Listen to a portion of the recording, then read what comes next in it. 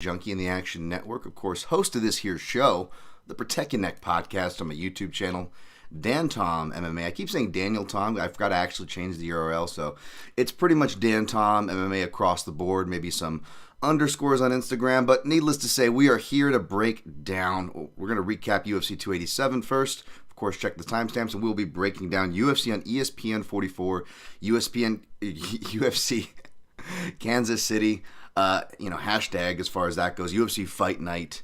Who the fuck is fighting? That's a great sign. Holloway versus Allen, sorry. Head is everywhere. We're hitting the ground rolling. Kicking off a little late. Appreciate you guys being here. At least got some stuff for you guys. Nice to see the usual people in the house. My boys. Chronic Combat Conversations. Leading Holloway.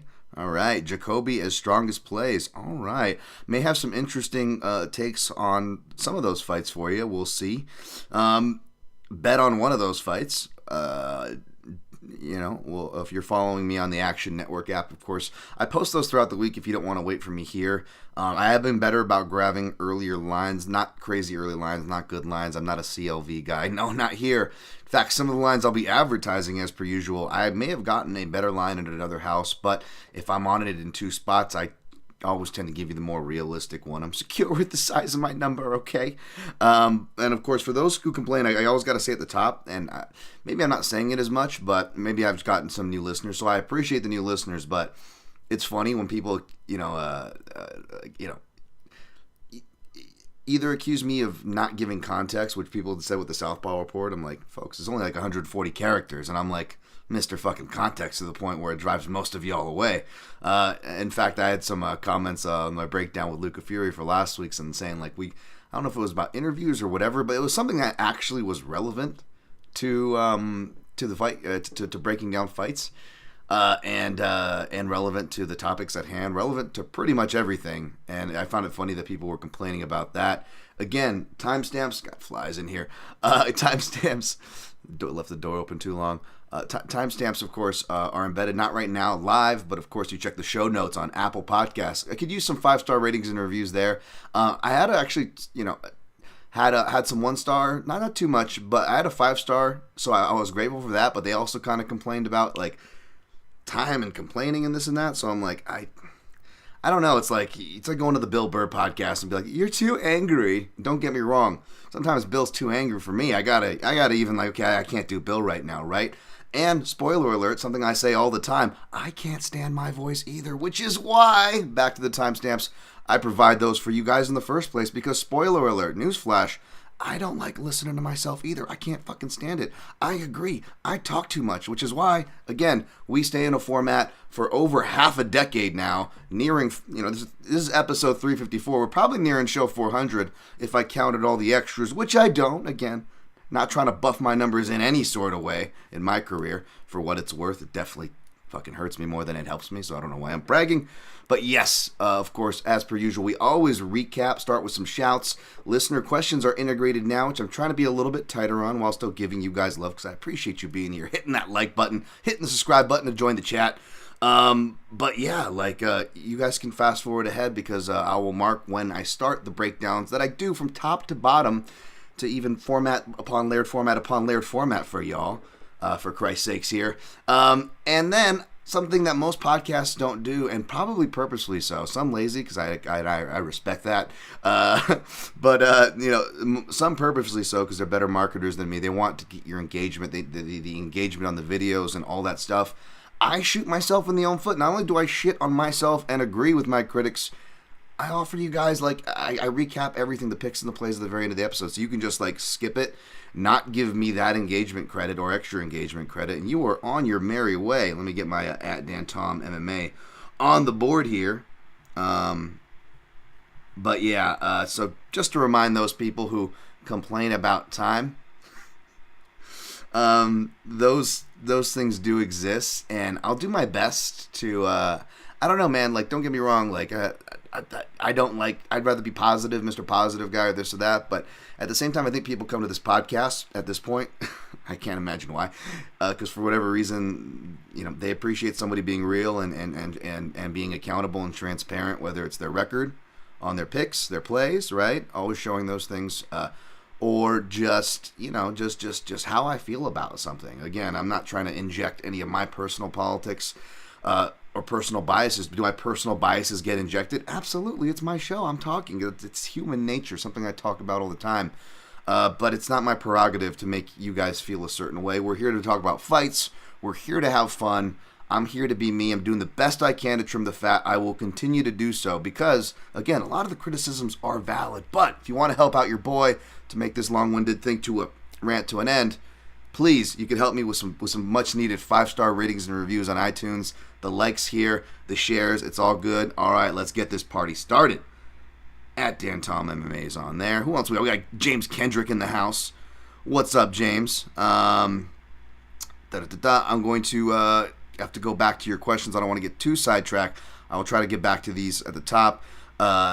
Ghost Phantom in the house. What's going on? Hey, Dan, I have to ask what your thoughts, MMA fans, and some of the boys in the chat, like me, that don't bet but still love your show. It's weird since we don't gamble but love it. No, I appreciate that. It's kind of on the contrary of what I'm saying. Like, I shouldn't listen to the criticism because I get way more compliments than criticisms. And in defense of the criticisms, like my man Ghost Phantom here, like, maybe I'm doing something right if people that don't even gamble can still appreciate and see the relevancy. So if you're coming for the picks and plays and you still can't see the relevancy or appreciate having, like, guys who've been doing it like me or even longer than me, like Luca coming on the show and me trying to actually bring other people and other perspectives of people who have found success in this space to share with you, and I'm sorry, I don't know what to tell you. Yeah, I appreciate you, Ghost Phantom. Rain Lamina in the house. Rain Lamina. Dan Tom, no clever pun this week. Thanks, I don't want to get canceled. Rain says, let's get this show rolling and root for all Dan's plays, even if I don't agree with it. Oh, I appreciate that, man. Again, you guys never have to agree with me, and we can all root for each other regardless, you know what I'm saying? When I have a losing night, I have a lot of friends in the space that have a winning night, you know what I'm saying? So I could be happy for them. I could be happy for my listeners. I could be happy for my fellow podcasters, which is not necessarily a thing in the space, but why can't we do that, right? There you go. Mark Fellows in the house. Always a positive guy. All right, let's cleanse the colons. Whoa. Fresh fruit and veggie juice all day. Wow, bringing the energy today, Mark. I appreciate that. Left field, but I appreciate that. Crumbopolis Rosen in the house. I don't have Twitter, but I do look up the Southpaw Report. Always great since there are a few Southpaws in the world in all combat sports. I appreciate that you appreciate that. Yeah. Somebody commented on the Southpaw Report saying I didn't give enough context. I don't want to leave my man James Kendrick out. Let me see this. Can you tell me, question, if I left SPMA was rude or disrespectful? I love the guys at South China Morning Post. Shouts to them. JHK. He says, why do you guys forget takes or change your opinions on things in general? I was told I was trolling. I don't know the context again, but again, I will say in defense of not them or not that I wouldn't defend those guys. They're very nice guys in my experience. But again, myself, I say wrong. I say stupid things all the time, folks. I'm definitely not going to defend the Brendan Schaubs of the world, but to a point, if you are on and having to talk about something, you will say dumb things. I particularly say it when I do the typical media stuff that perhaps you were referring or commented on, James Kendrick, where you have roundtables. I love doing the spinning back click. Love chopping it up with my boys and girls at MMA Junkie, of course. But it's in those shows, just like it was on MMA Junkie Radio, where, for a guy who says stupid stuff, the stupider stuff, I guess, if that is even correct of me to say, you guys get what I'm saying here, were said on those platforms. And something from media to... I'm using politics as an example, not trying to get political or anything. All you got to do is like stab near the area and you're accused of it. Although like 90% of the MMA fighters will like just like shout if right-wing politics all day and it's all good. I'm not trying to go left. I think they're all sides are crazy. I'm not trying to go any way here, folks. I'm just saying you see it in politics too, where they'll say it to a politician where you changed and you waffled on this and that. And there's a lot of context and point to that, and not defending politicians. But when you're in a public opinion, you might not have the best knowledge and education. And I think as human beings, regardless if you're in the public eye, we change. How many of us have had opinions as a 20-year-old that differ to now when we were 30 or now when we were 40, have children, so on and so forth. So we got to leave room for that, man. Don't get me wrong. I'm not trying to defend people out there spreading hate or like bull crap like that. outright misinfo, knowing misinfo. I'm not defending that, but in general, let's have some forgiveness, man. There's enough torching each other, online in general. So let's roll on. I will get to the rest of you guys as we go. I'm going to tweet this out, even though I don't think I need to, because it should be going live on Twitter as I check here. I am my one-man producer here, so apologies as we will get going. Here we go. Live now, breaking down. Hashtag UFC Kansas City. Hopefully you guys are doing well. Got some takes. We'll do a recap, of course, of the action. Try not to beat talking points to death. I don't think there's too much to really beat to death, at least for me. Maybe make a few jokes here and there. Try to make it somewhat entertaining, and we'll be on our way, huh? All right. Live now, City. Feel free to join. Fuck it. Let's just post it as this. That's the good thing. It's got that auto post. I guess I don't really necessarily have to link to my YouTube. I think everything through Twitter will come through if you ask a question through there.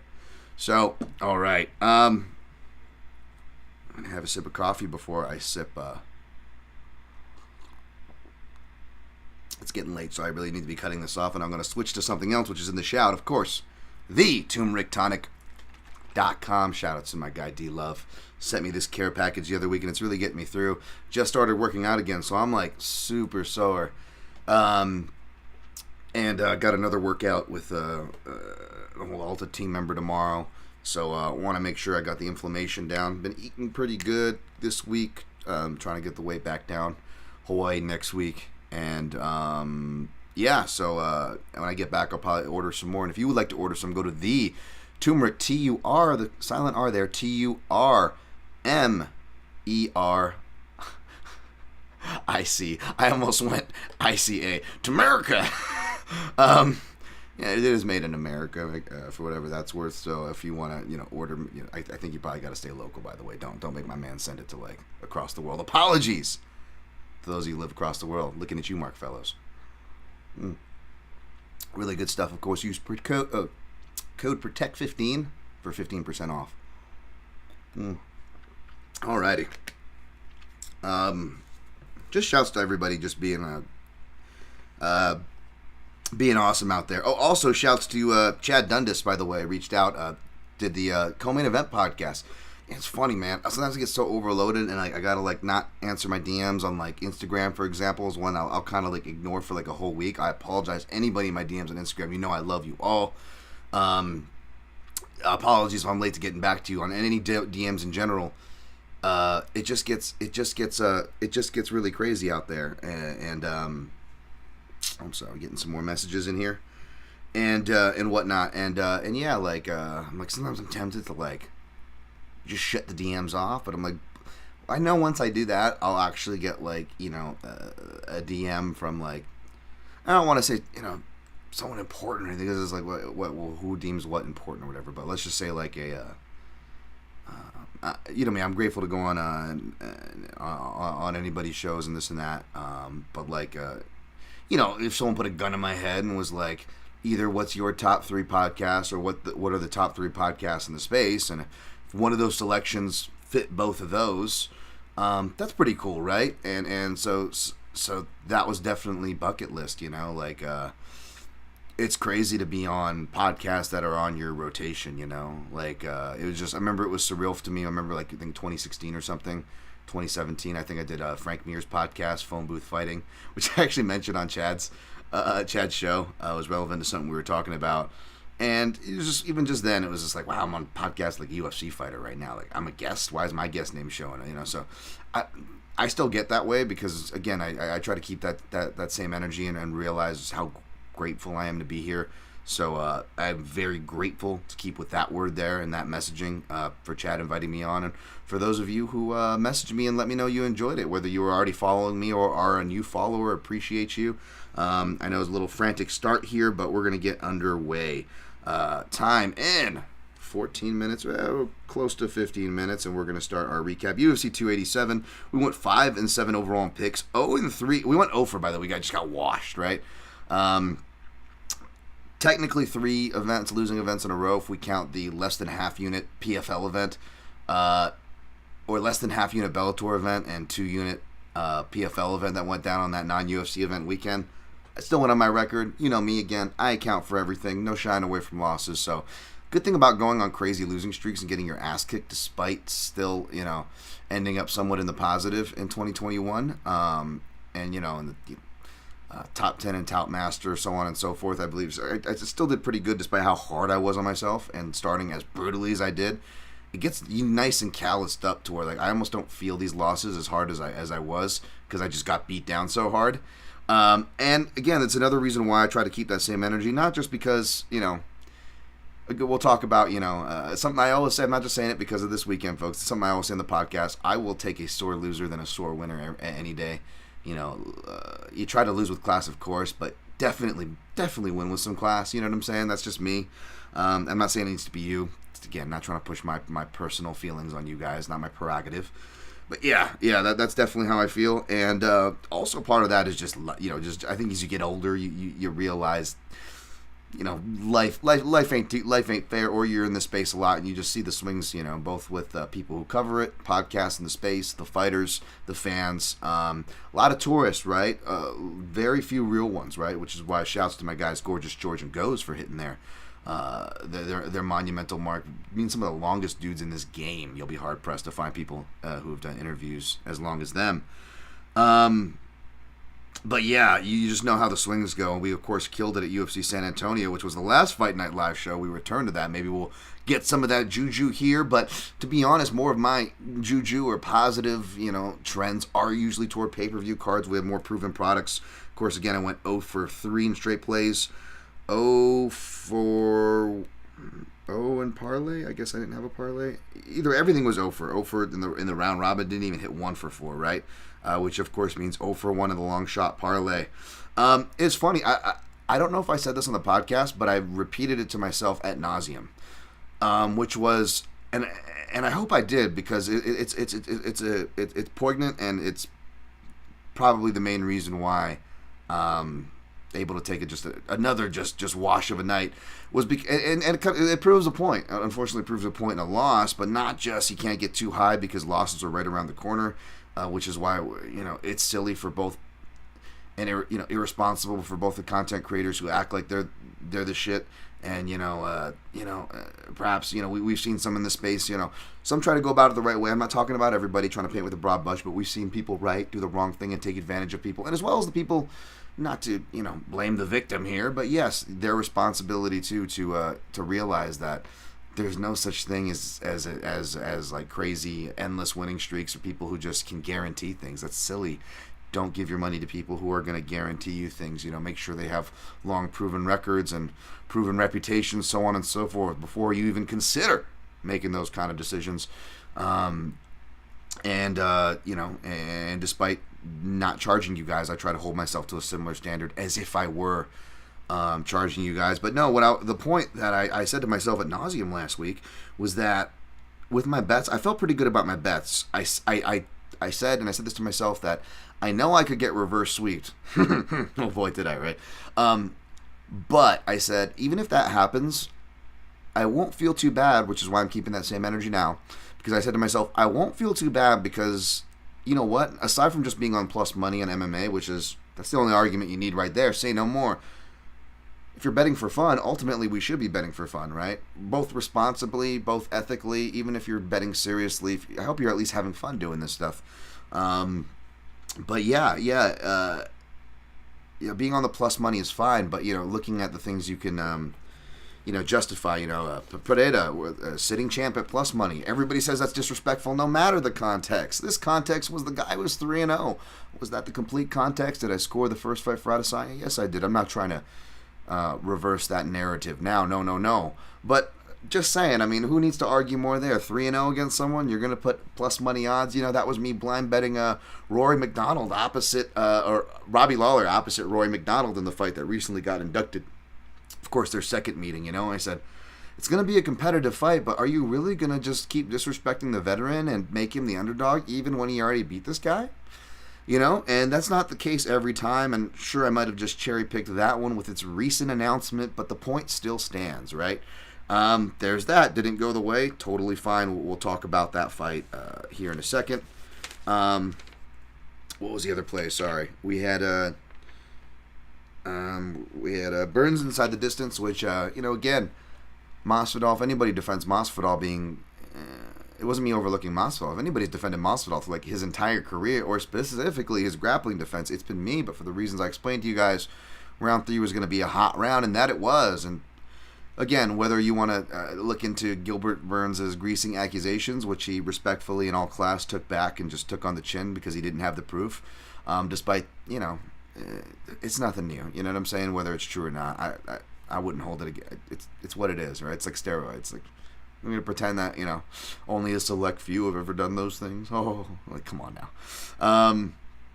And again, even people who, like, picked Masvidal, didn't bet, were like, felt like Burns could have finished that at any time, and a lot of times throughout that fight, and definitely felt like he could have pressed harder, and so on and so forth and whatnot. So, and that's all and he still came close despite that, and still came very close in round 3. The analysis showed up for round 3. We just didn't get it. That's how the game goes. It's no crazy cry of foul or robbery, even if there were potential fouls. Again, like I just said, I'm keeping that same energy. I don't care. But shot and a miss. What was the other shot here? We had GM3, and again, look stupid there, right? GM3. Joe Pyfer, but again, I said if he was going to lose this bet, I was okay with it, and I'm going to keep that same energy because when they pay off, like we saw with, the Tucker Lutz and Daniel Pineda and all the many other times I've been on the right side of those, it's fine. I'll take those any day. They're going to keep giving overinflated, unproven guys that, you know what I'm saying? It's just unfortunate because, again, by the way, Joe Pyfer, I actually think he actually could be pretty decent. It's not even think that he's a Raul Rosas or anything like that, and not trying to unfairly shit on Raul Rosas, who we'll get to here in a second. But it is kind of like one of those things where it's like he was going to win in the first round, and we still haven't seen him in the third round. We still didn't learn anything about the performance. And it's not me crying over spilt milk for anybody saying, oh, he's crying and complaining. Like, I as an analyst, and literally almost everybody I know as an analyst, both tweet or on their podcast say the same thing. Whether we pick, or bet, it doesn't matter. When a fight ends early, that's our job. We're fucking hipster fucks. All right, we're analysts. We're trying to learn something about these fighters, win, lose, or draw. Right? We're trying to gather more information. When we don't learn anything, it just sucks. It doesn't suck just because GM3 is a good dude. I like GM3. I bet GM3. It's like, no, we didn't really get to learn anything. You know what I'm saying? And and Dana will do the if you don't know now you know. But then when Raul Rosas Jr. loses, whether it's the Dana White side of it or the fan side going to shit on people, they don't keep that same energy. And I'm not trying to shit on an 18-year-old kid like I said last week. I mean, who knows the stuff I would have been saying. Like, I get it. I just don't relate to this like Fortnite generation, even though I made the joke in regards to Izzy and people's reaction. Like, it's definitely not my thing, right? But at the same time, am I going to sit there and pretend like I never teabagged dudes playing Rainbow Six back in the day? To be honest, it was more Counter-Strike. I would do the tag thing. Like, I get it. That same person keeps killing you over and over again. And maybe they're not even being a dick about it, right? Like, maybe they actually aren't even talking shit about you, and you'll still get worked up. You're like, where's that motherfucker? You'll get killed. You'll look immediately at the name and see who did it. You're like, oh, that person again. Like, they have your number. Like, I get all that, man. Like, I get it. So I'm not hating on it. I'm not saying you need to hate on it or have the same morals or principles as me. Like, no. It's just what I'm not into. And it doesn't make me wrong or them wrong. We're just different things, man. I'm getting older. I'm a different generation. I don't look at folks, but I'm a different generation. But yeah, in regards to keeping the same energy, the Rosas thing and the Pyfer thing are the same things. Again, I actually think Pyfer has a more relevant ceiling. We'll see. Raul Rosas has still plenty of time to go and improve. What I'm trying to say is I don't even think Pyfer's bad, or I'm not even throwing like shade or accusations toward him. What I am saying is it's the same thing. It's two unproven dudes against more proven products. And Christian Rodriguez, shout outs to C-Rod, by the way, for that, and anybody who was on him, props to you. He doesn't even have a crazy amount of experience, much less a crazy amount of experience juxtaposed to Rodriguez, which Meerschaert had to Pyfer. So again, losing bad, losing bad. Not trying to say it's not, but again, as far as what the messaging I told myself before, like I could lose all these bets, and you know what? It's fine.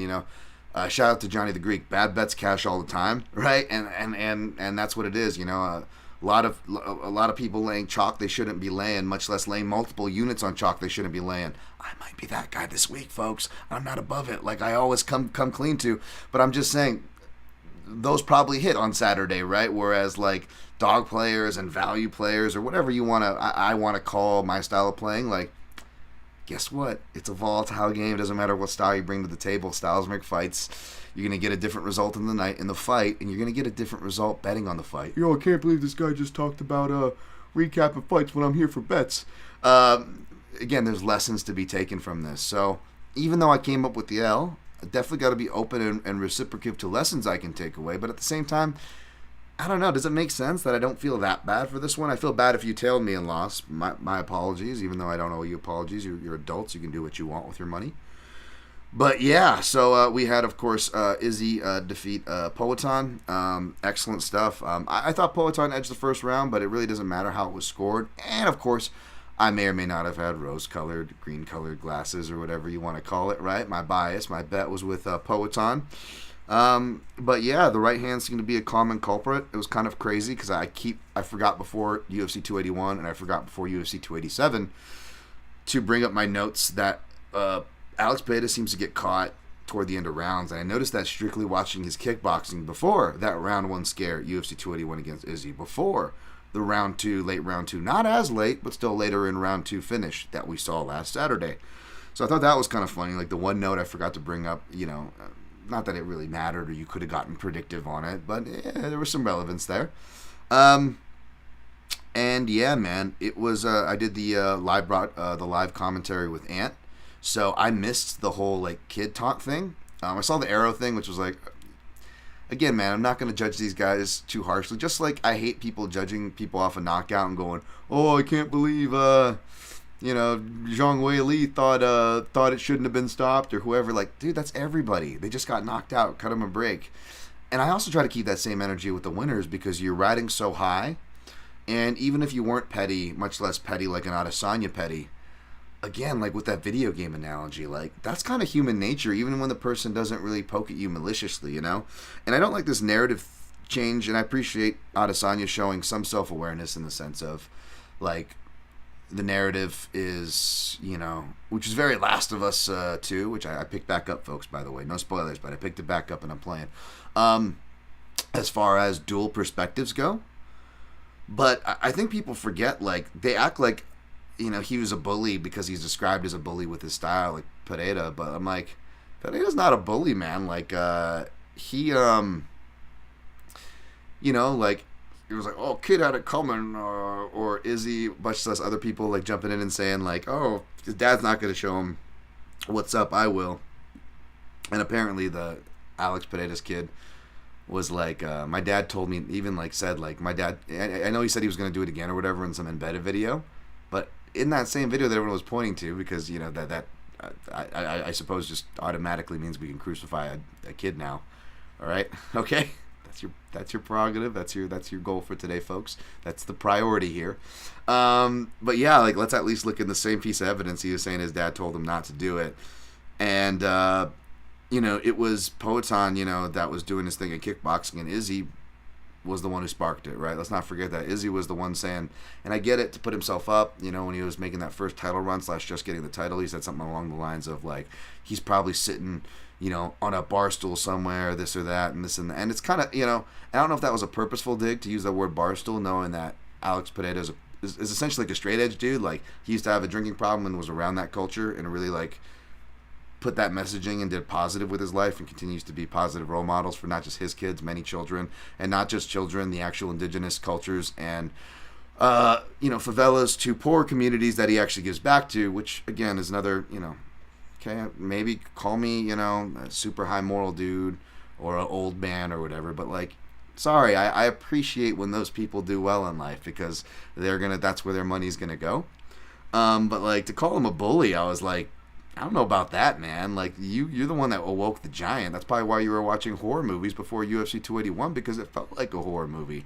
He was a demon from your past, and you opened the book, man. You disturbed him, and he came and he got you, but you got the last word, and congrats to that. And I'm gonna continue to try to take the positive, like you saw me in the live broadcast with Ant, where, again.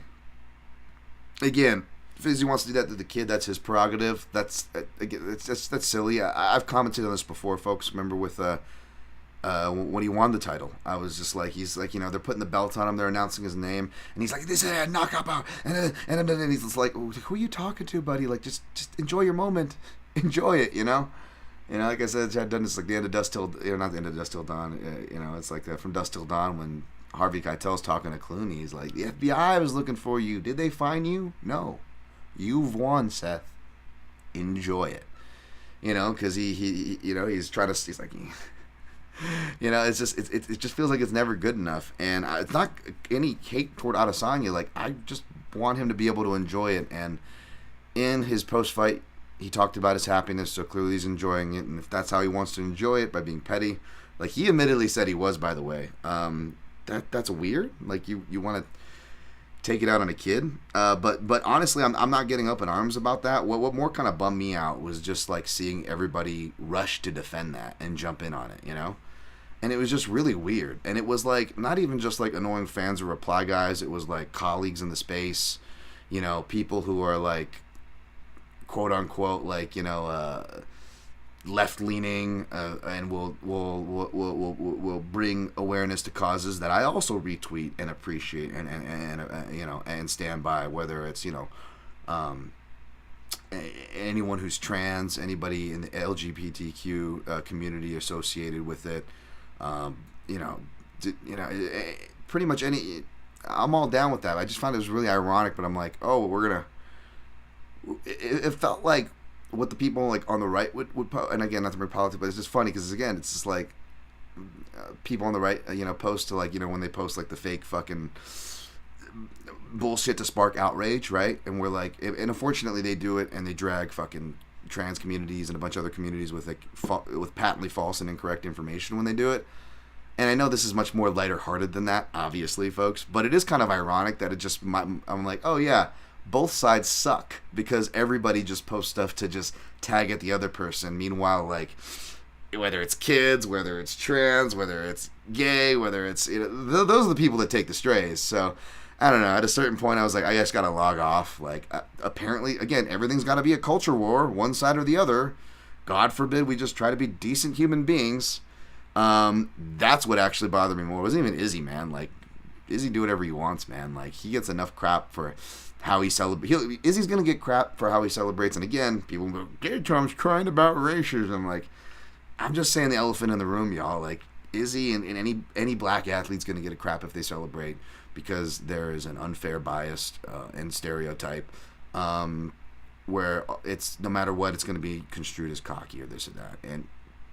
And so it's a weird line, But I think the biggest takeaway is for people getting triggered by that I said that statement. And the biggest takeaway is like two things can be true.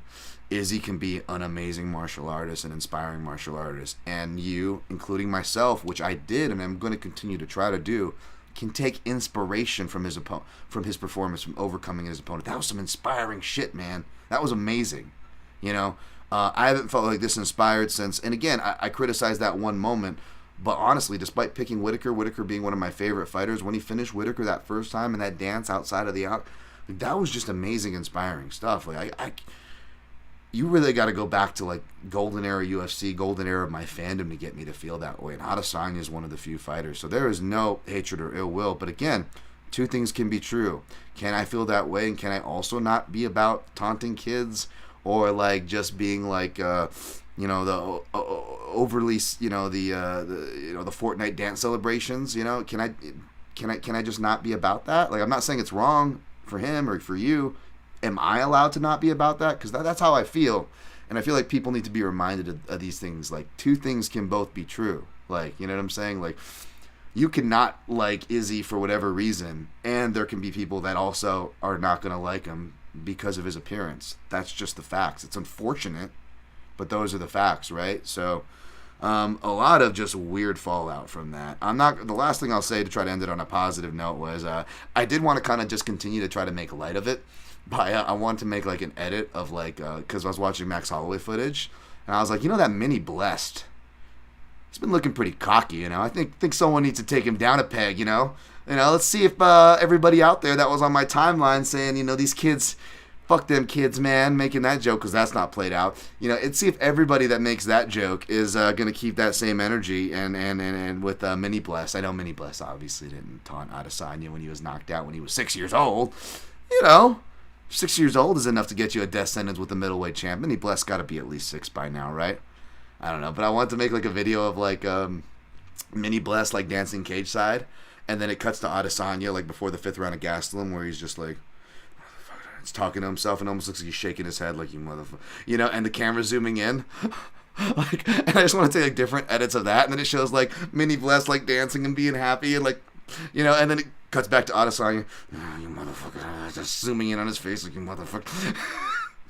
And I was gonna post like Adesanya scouting out his next opponent this weekend, and everybody talking about who's next for Adesanya. We know who's next, Mini Bless. Let's keep that same energy. So that's all I'll say about that. I talked way too much about that. Burns defeated Masvidal. Font defeated Yanez. Was really happy to be wrong about this one for the pick. I honestly didn't even want to put Yanez by KO in a round robin, but like I said on Twitter, the house that I play out limit my stuff, so I had to kind of like shuffle, and I couldn't do a lot of the stuff I wanted to do, and Yanez by KO was one of the reserve options. Not that it matters because nothing hit, and I was really happy for Font and his team, New England Cartel, to be honest. Kevin Holland defeated Santiago Ponzinibbio. I didn't watch too much of that, but it sounded like Holland could have been accused with playing with his food. And then got the 3rd round finish. I'm glad I stayed away either way.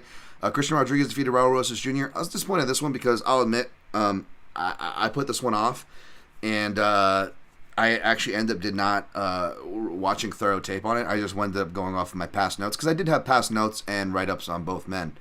But part of me was just like, I'm running by on my Friday. I just, these pay-per-view weeks, they literally take up every inch of my time and being.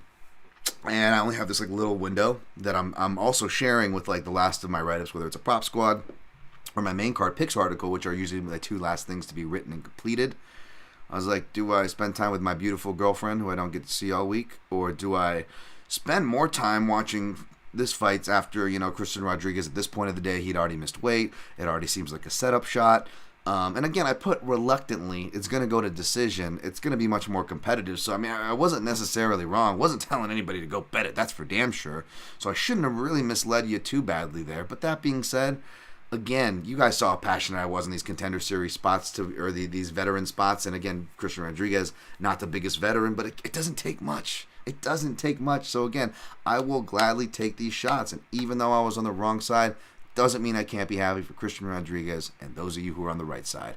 Kelvin Gastelum defeated Chris Curtis. Of course, took the dog shot on Chris Curtis. It was going to be a competitive fight, and I had the dog money side.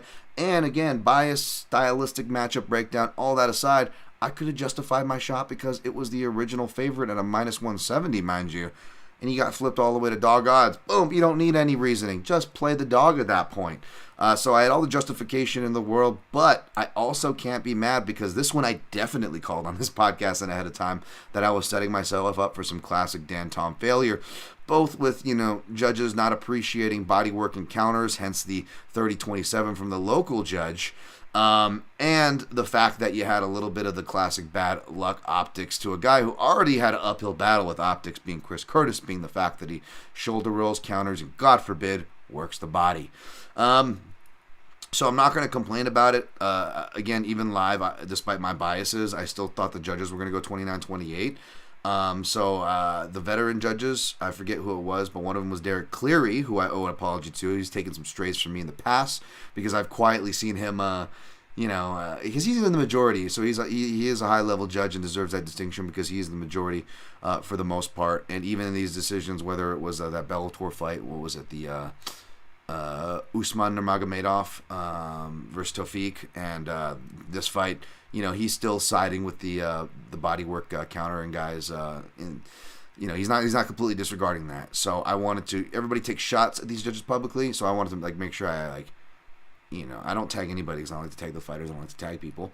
But did put the full name in there because, for all the shots we love to take, we got to keep that same energy when we're wrong. So I got to raise my hand there. And we'll take also the bet on the chin. Losing that. Luana Pinheiro defeated Michelle Waterson-Gomez. Didn't watch it. Glad I stayed away from Waterson, I guess. Not saying try to make you feel bad if you took that dog shot. You were in the just to take it, right?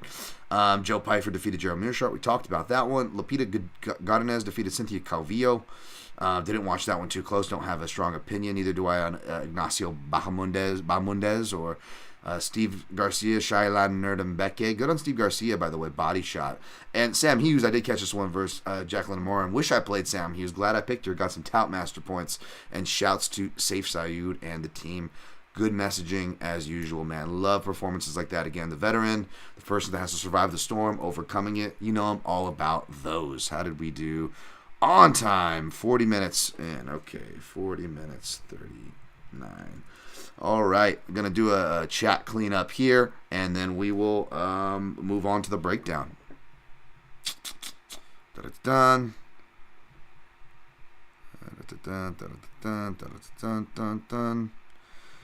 Rain Lamina, this is why I love your show, Dan. We can disagree, but we can still encourage each other. That's right. Not enough people keep that same energy. Dan Hamilton, I'll root for you unless I bet the other side. Hey, I appreciate your honesty, sir. Jint Karasu, Dan, with the slick haircut. Thank you. Trimmed it a little bit, but I'm going to give it the full haircut, hopefully, this Sunday.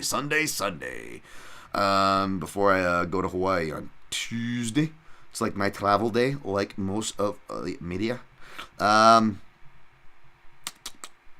Krendas Schild, new name I haven't seen. I don't want to be that guy, but Kansas City is known to have bad judges. I have followed Invicta closely, and some of the decisions are bad by the commission judges.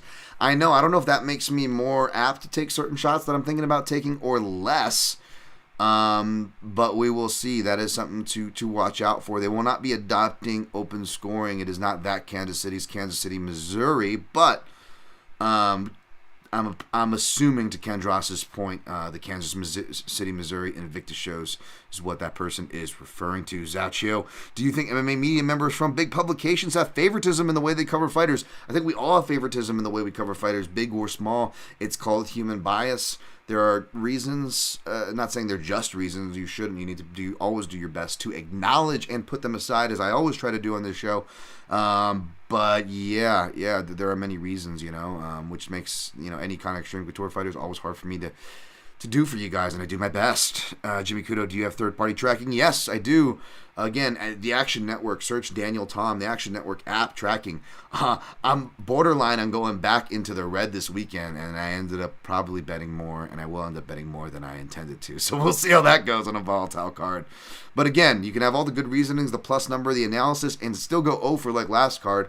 And who knows, maybe I could end up, spoiler alert, laying some chalk, which I don't usually do, and I don't like doing. I don't feel comfortable as I'm talking to you doing, but I'll give you the reasonings for doing so, and perhaps I will be successful. Who knows? Again, bad bets cash all the time. I don't think these are bad bets. I think there's justification for them, but I don't like justifying chalk. It's much easier to justify a plus number. Alvin Yakitori, speaking of positivity, good evening, Dan. I wish everyone on this show to have a wonderful time. You're the man. He says, and I hope that the fighters give great performances and are not injured for this UFC card. I hope so too, man. Injuries suck. Ghost Phantom, I agree, Dan. Quick fights don't teach us about anything about their habits. Makato Keigoku, I never asked about this before, but is Adesanya being petty, mocking Baeta's kid his way of enjoying his win? Yeah, I'm guessing so. And that's him, man. I'm just gonna leave it at that. But they add, we all celebrate in different ways, and it's okay not to like it, right? I think it's okay not to like it. Apparently, it's not. Apparently, you have to be one way or the other. Like everything in life, we have to make everything a culture war, which is fun. Yay. Rain Lamina, you don't owe anybody apologies for tailing you. We are grown adults here. I think fighters fight for themselves, and analysts make wrong calls all the time. It happens. Absolutely true on all fronts. All right, we're going to kind of push on. I apologize for those of you guys. Mark Izzy just tweeted he's going to drag Holloway's carcass all over Hawaii. His kid or Holloway? His kid makes more sense.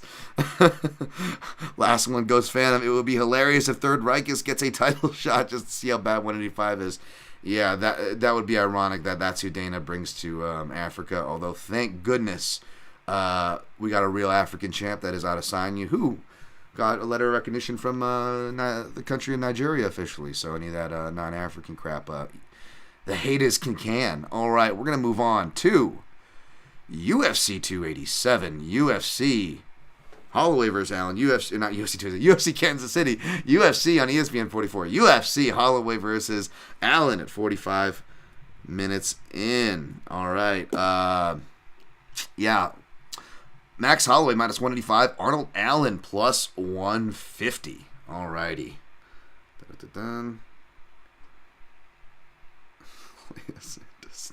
What's up? What's up, Joyo Plata?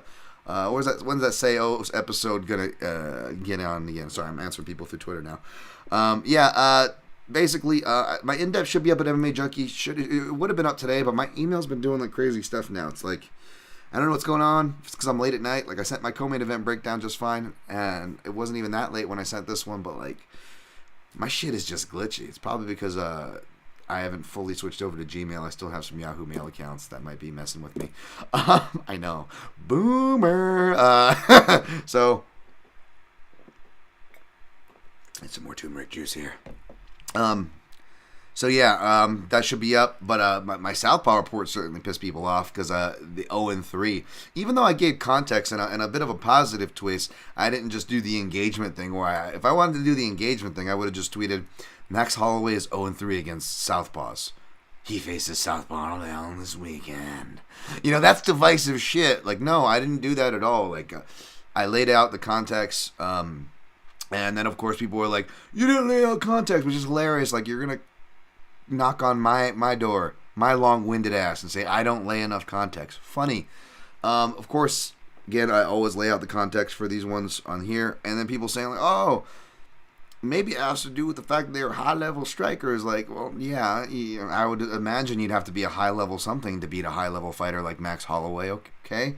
People are like, well, those fights are from forever ago. Why don't you add that context? I'm like, well, because people should know that, and if you're smart enough, you can realize that, well, I'm simply showing you the record. I'm simply showing you the context for the stat, and furthermore, as my words lead you the way, I'm not expecting you to do this all on your own. I show that, again, Max, as I talk about him being a builder, he even shows more of the building where, against McGregor, McGregor was actually using southpaw double attacks quite well at that point of his career. And Max starts trying to use it himself. He does the counter right hand, combines it with the kick, and then combines them both together and actually tags McGregor and gets him to touch the floor. I don't know if that counts as a knockdown in boxing if they put a glove on the floor or not. But yeah, was able to tag him there. Didn't mean nothing. Of course, he still lost the fight. But it shows that he can kind of take from it. And further that, not only is showing older fights show context for their learning curve, like, okay, his first fight against Poirier and that fight against McGregor are so long ago, but it's like, okay, he's still even in that first fight against Poirier, which I didn't include in there, even in that fight, he's still jabbing against a southpaw. It's like, that's relevant because it's showing that even early Max Holloway that got rushed to the UFC on short notice to fight Dustin Poirier, he's over a decade ago, he's doing stuff that fighters of today, the advanced fighters of today still have trouble doing, which is realizing that they could jab southpaws. That's a big fucking deal. When I go to these southpaw reports, who's smart enough so they can jab southpaws, right? And maybe they're not doing it in their first fight, but I need to go back to see whether they're doing it or not. And even if they aren't doing it, or are they doing it in the next fight? Well, if they are, what does that mean? That shows progression, right? And if we're trying to prognosticate, see how much can they really advance, that is the point to any of the naysayers they're going. Just like I said, with people saying, why would you look at Adesanya Pereira's kickboxing fights? Like, that was an easy one to answer. That one's even loaded with more relevant answers than one might assume. But in general, there is points to going back and looking back. There is a point to it if you have a purpose in mind, if you know what you were looking for. right? And then we jump forward to his fight with Yair, who is not a part of that stat because he's not a dedicated southpaw, but he does fight a decent amount from southpaw. And you see Max Holloway doing the kind of double attacks things, the things I like from southpaw. Or other Muay Thai fighters who switch stances, like Chidi Ninja Kawani will do, where they do the fake knee and they come up, then they come down with a strike, right? You don't know if it's a front kick. You don't know if they're going to question mark kick it to the head. You don't know if they're going to body kick. You don't know if they're just going to step through in a left hand. Or if you're doing it from an orthodox stance, right? Because the same thing can work reversed, right? If you're from open stance pairings. Holloway does that too. That's his move, and you see him do it in the clips that I collected. Do that to Yair really well. That was a big theme, the double attack theme. Arnold Allen doesn't do it as much. We saw him do it a bit in the second round of the Sadiq Youssef fight, but he actually doesn't do it a lot outside of that fight. He only sprinkles it in kind of here and there, and it's only been toward the later parts of his career. He's still young. Can he do it more? Yes. Would it behoove him to do it more? I believe so. It's not. I'm not counting on him. I don't even think Arnold Allen bettors should be counting on him to knock out Max Holloway per se. Max Holloway is stupid durable, right? Not everything can last forever, but yes, from what we know, that the man is stupid durable. But yeah, I think that would be key, and I think that's going to be a big dynamic for this fight. People always ask about Anthony Pettis on these Southpaw reports whenever Anthony Pettis is part of a resume.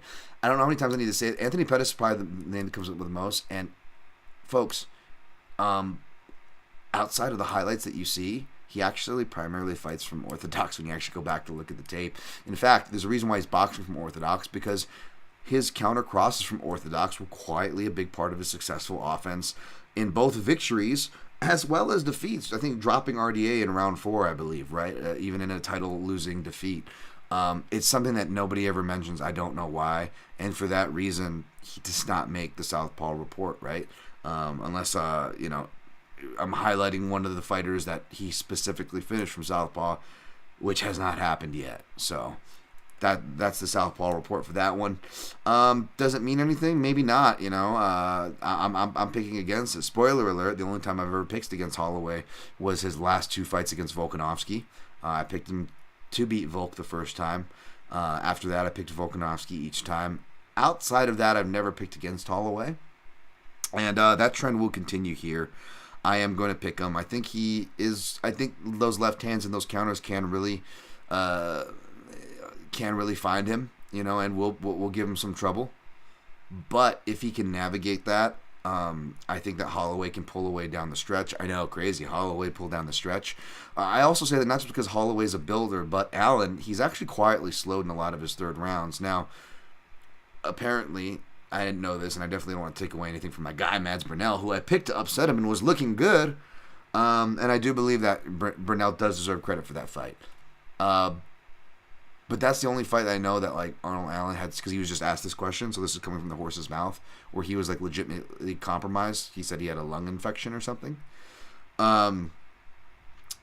So he looked tired in that fight, but he was still able to get the finish. And he was able to get the finish, I guess, dealing with something. So not taking away anything from my guy Mads, but props to him, right? That being said, he slowed down in a lot of fights, especially if there's any kind of grappling that takes place. Now, Allen, even though he came in as a sporadic fighter, striker, and scrambler when he kind of came into the UFC, he now he's kind of he likes to fight on the outside, which again, not that means everything, right? We saw Adesanya, who looked to be losing, playing inside of Pereira's kill zone, and he wasn't the one who got killed, right? It was Pereira that got killed inside his own kill zone. Kind of twice almost, right? If you look at that 281 fight. So it's not an end-all, be-all, but yes, Allen does play there. He does play on the outside. And as far as takedown goes, I noticed that whether it's the only time Allen goes for him, it's kind of like Cody Garbrandt in the sense of he uses it to reset when he throws himself out of position, which is not as much anymore. Again, he's much more disciplined, and his technique has been beautiful in a lot of instances, quite frankly, Allen's. But when he does throw himself out of position, because he's not beyond doing so, he will parlay that into a takedown, or when his opponent throws himself out of position, like Sadiq rushes him a little too early. Sadiq actually tries to do the same version of what Holloway does, the knee in the right hand, but he crowds himself in round 1, and that kind of leads to that first takedown, right? Not able to hold Sadiq down, not able to do anything meaningful. Don't expect him to do anything meaningful to Holloway, But those are the instances for it to show up. If anybody kind of gets more meaningful takedowns, I actually think it might be Holloway, who has been incorporating that a lot more, along with more slicing elbows in the clinch. So not only is Holloway good about not crowding his own work, so I don't see Holloway making the same mistakes as Sadiq. Can he be countered like Sadiq was? Sure. Yeah, Holloway's not defensively impervious. But do I see him making the same offensive mistakes of crowding as Sadiq? No, I don't. And if you go back, I couldn't clip it because it was on ESPN, but I believe it's in round 1. Well, it has to be in round 1, right? But Kattar, before he injures his knee, he actually does the same thing that Sadiq tries. He does it. He's a little bit too long, so he doesn't crowd himself, but he's still able to, raise the right knee and come down with the right hand like Holloway does. And he actually cracks Allen, who, thankfully for Allen's sake, was already kind of mid-motion, laterally moving and taking some off the punch.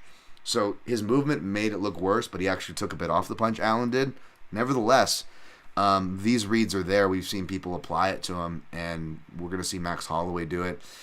Except Max Holloway knows how to really pour it on with strikes without crowding himself. And if he does, and or his volume forces Allen to be the one to close the distance and crowd, right?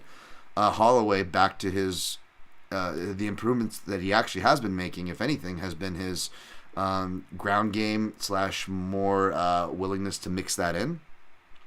As well as more slicing elbows inside the clinch that he loves to do, right? So Allen is really diligent about underhooks and looking to shuck and spin position. But I don't think you're going to control Holloway and much less meaningfully get anything out of it. So essentially, all you're probably going to be doing is allowing him, you're trading underhooks and maybe some positional turns for eating a couple shots. And even if the gamble does pay off, what does it pay off to? What? A takedown that Holloway gets right back up from and you're not able to do anything off of? You know what I'm saying?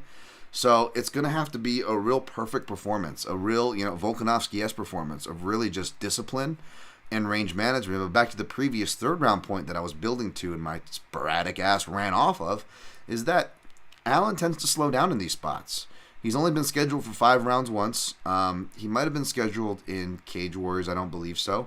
It doesn't show up in the Tapology record. Sometimes that does fib. Sometimes there are title fights that they don't show, or the rounds for other organizations, not Cage Warriors in particular. But he's only been scheduled for it once, and again, he's shown to flag in third rounds of fights that he's winning, and ends up winning. And that's not good. That's the round where Holloway turns on, and again, if you go back to the 0-3, right, the more relevant one is UFC 236, Poirier. Holloway 2, right? I think that was UFC 236. Forgive me if it wasn't. But that one, and this is what this is going to be too. It's definitely going to be minutes versus moments, right? Max Holloway is going to be winning the minutes, but can Allen win enough moments? And whether he's winning moments or really doing an absolute perfect performance and winning clear minutes as well, either way, I feel like it's got to be a perfect performance. Holloway was winning the minutes against Poirier. That fight was deceptively close. I think he's clearly winning round 2 until he gets hurt, right? He wins round 3, I think, on every judge's card. And round 4, he's winning until he catches a knee that opens a cut. But again, it was a really bad cut and stuff, and the knee landed. But it was just a grazing knee. Again, Max Holloway actually goes on to win the majority of exchanges and actually steps up his aggression after that. How do we really judge that, right? Obviously it's damage, but, what kind of damage are we talking about? We'll talk about, the Roundtree and Jacoby decision. I actually picked Roundtree there. That being said, I was very sympathetic to anybody who was on Jacoby, Some real high-level judges that scored it the other way, and, I could see how maybe they got swayed by the power, but again, just because I give respect to these judges doesn't mean I have to agree with them, right? Doesn't mean we have to agree with each other, right? It's all good. It's all gravy, man. And we'll get to that fight, but again, like Jacoby was saying, is well, is it because it created a bruise and stuff? Like some people bruise easier. I didn't show any signs of being rocked. I outlanded, was responding well in exchanges. It's one of those things. I'm not trying to make a Holloway argument. I didn't then. I'm not now, folks. Believe me. I think I picked Max Holloway and stayed away from that fight. So there's no sour feelings there. I'm just explaining that how close fights were and how close this fight potentially could be. That being said, again, I got to go with the more proven product, right? Holloway. deep into the rounds, more volume, cage positioning. Yeah, I mean, we'll see. The southpaw thing could be scary. You know, Allen does hit pretty decently hard, but again, are we really going to put Holloway out here? It could be very competitive, plus sketchy judging. Maybe I end up losing my bet here. But I ended up, part of me wanted to just do the over, right? But I think I got scared of it being stopped, whether it's, you know, what if, you know, Holloway starts, you know, maybe he's not going to get knocked out, but he's gotten some bad cuts over his time. What if Arnold Allen opens a bad cut and it's a cut stoppage, right? You lose the over bet because there's a decent number on the over. Or more realistically, again, maybe I'm even despite somebody picking and playing Holloway, maybe the tentativeness and respect is all for naught because he really just goes out there and it's like a Calvin Kattar-like performance, except it actually gets stopped, right? And it gets stopped before the fifth round, and then you're out on your bet. So for me, it's either sack up and take a side or pass. Perhaps there's another hedge and mathematical equation you have that works better. Feel free to share and go with it. Not telling you what to do. But I ended up taking Holloway at minus 177. What did he open as here? Open at minus 145. So I'm paying for chalk. I'm not even getting a discounted price in this case. Or anything there. It's a little bit above my playable chalk line that I prefer around the minus 150 range. But fuck it, man. I'm gonna go with the proven product. Just give me 2 units on Holloway, and I don't think I'm gonna play the decision straight up. I might if I'm doing well, which I'm not counting on. I don't feel great. Again, I had all the reason to feel great on the last one, and I still didn't count on doing great, right? So I'm just gonna keep that same energy. But I am gonna put Holloway by decision in my round robin. That'll be in my round robin, and I'm just gonna have Holloway money line. I'm gonna kick for coverage. I'm gonna eat the price, 2 units straight up. Makoto Kyogoku. I know it's open stance, so the outside low kick might not be there. Yeah, not as much, and Allen doesn't target the legs that much. He targets the body a bit. He's good about mixing there, but he's not very consistent about targeting the legs. Ghost Phantom, whatever happens in this fight, I just hope Holloway goes to the body as much as possible. Yeah, I know, me too. It's gonna be really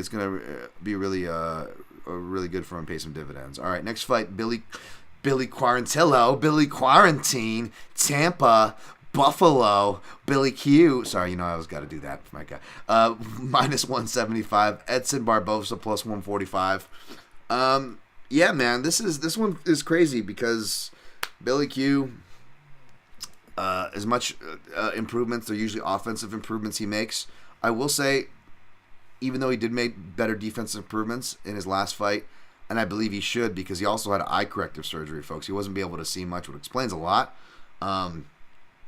That being said, potential improvements aside, the fact that Billy Quarantine is fighting in his prime right now, it's 34, he's had a measured start with the miles and the time off he's had. You look at it, this is his time now.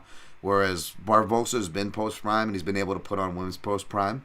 But he's definitely post-prime, right? I hate going against the vet because as much as you might shit on me for going for the vet and putting on money on the vet and losing on those bets, right? And many times you want to point to that.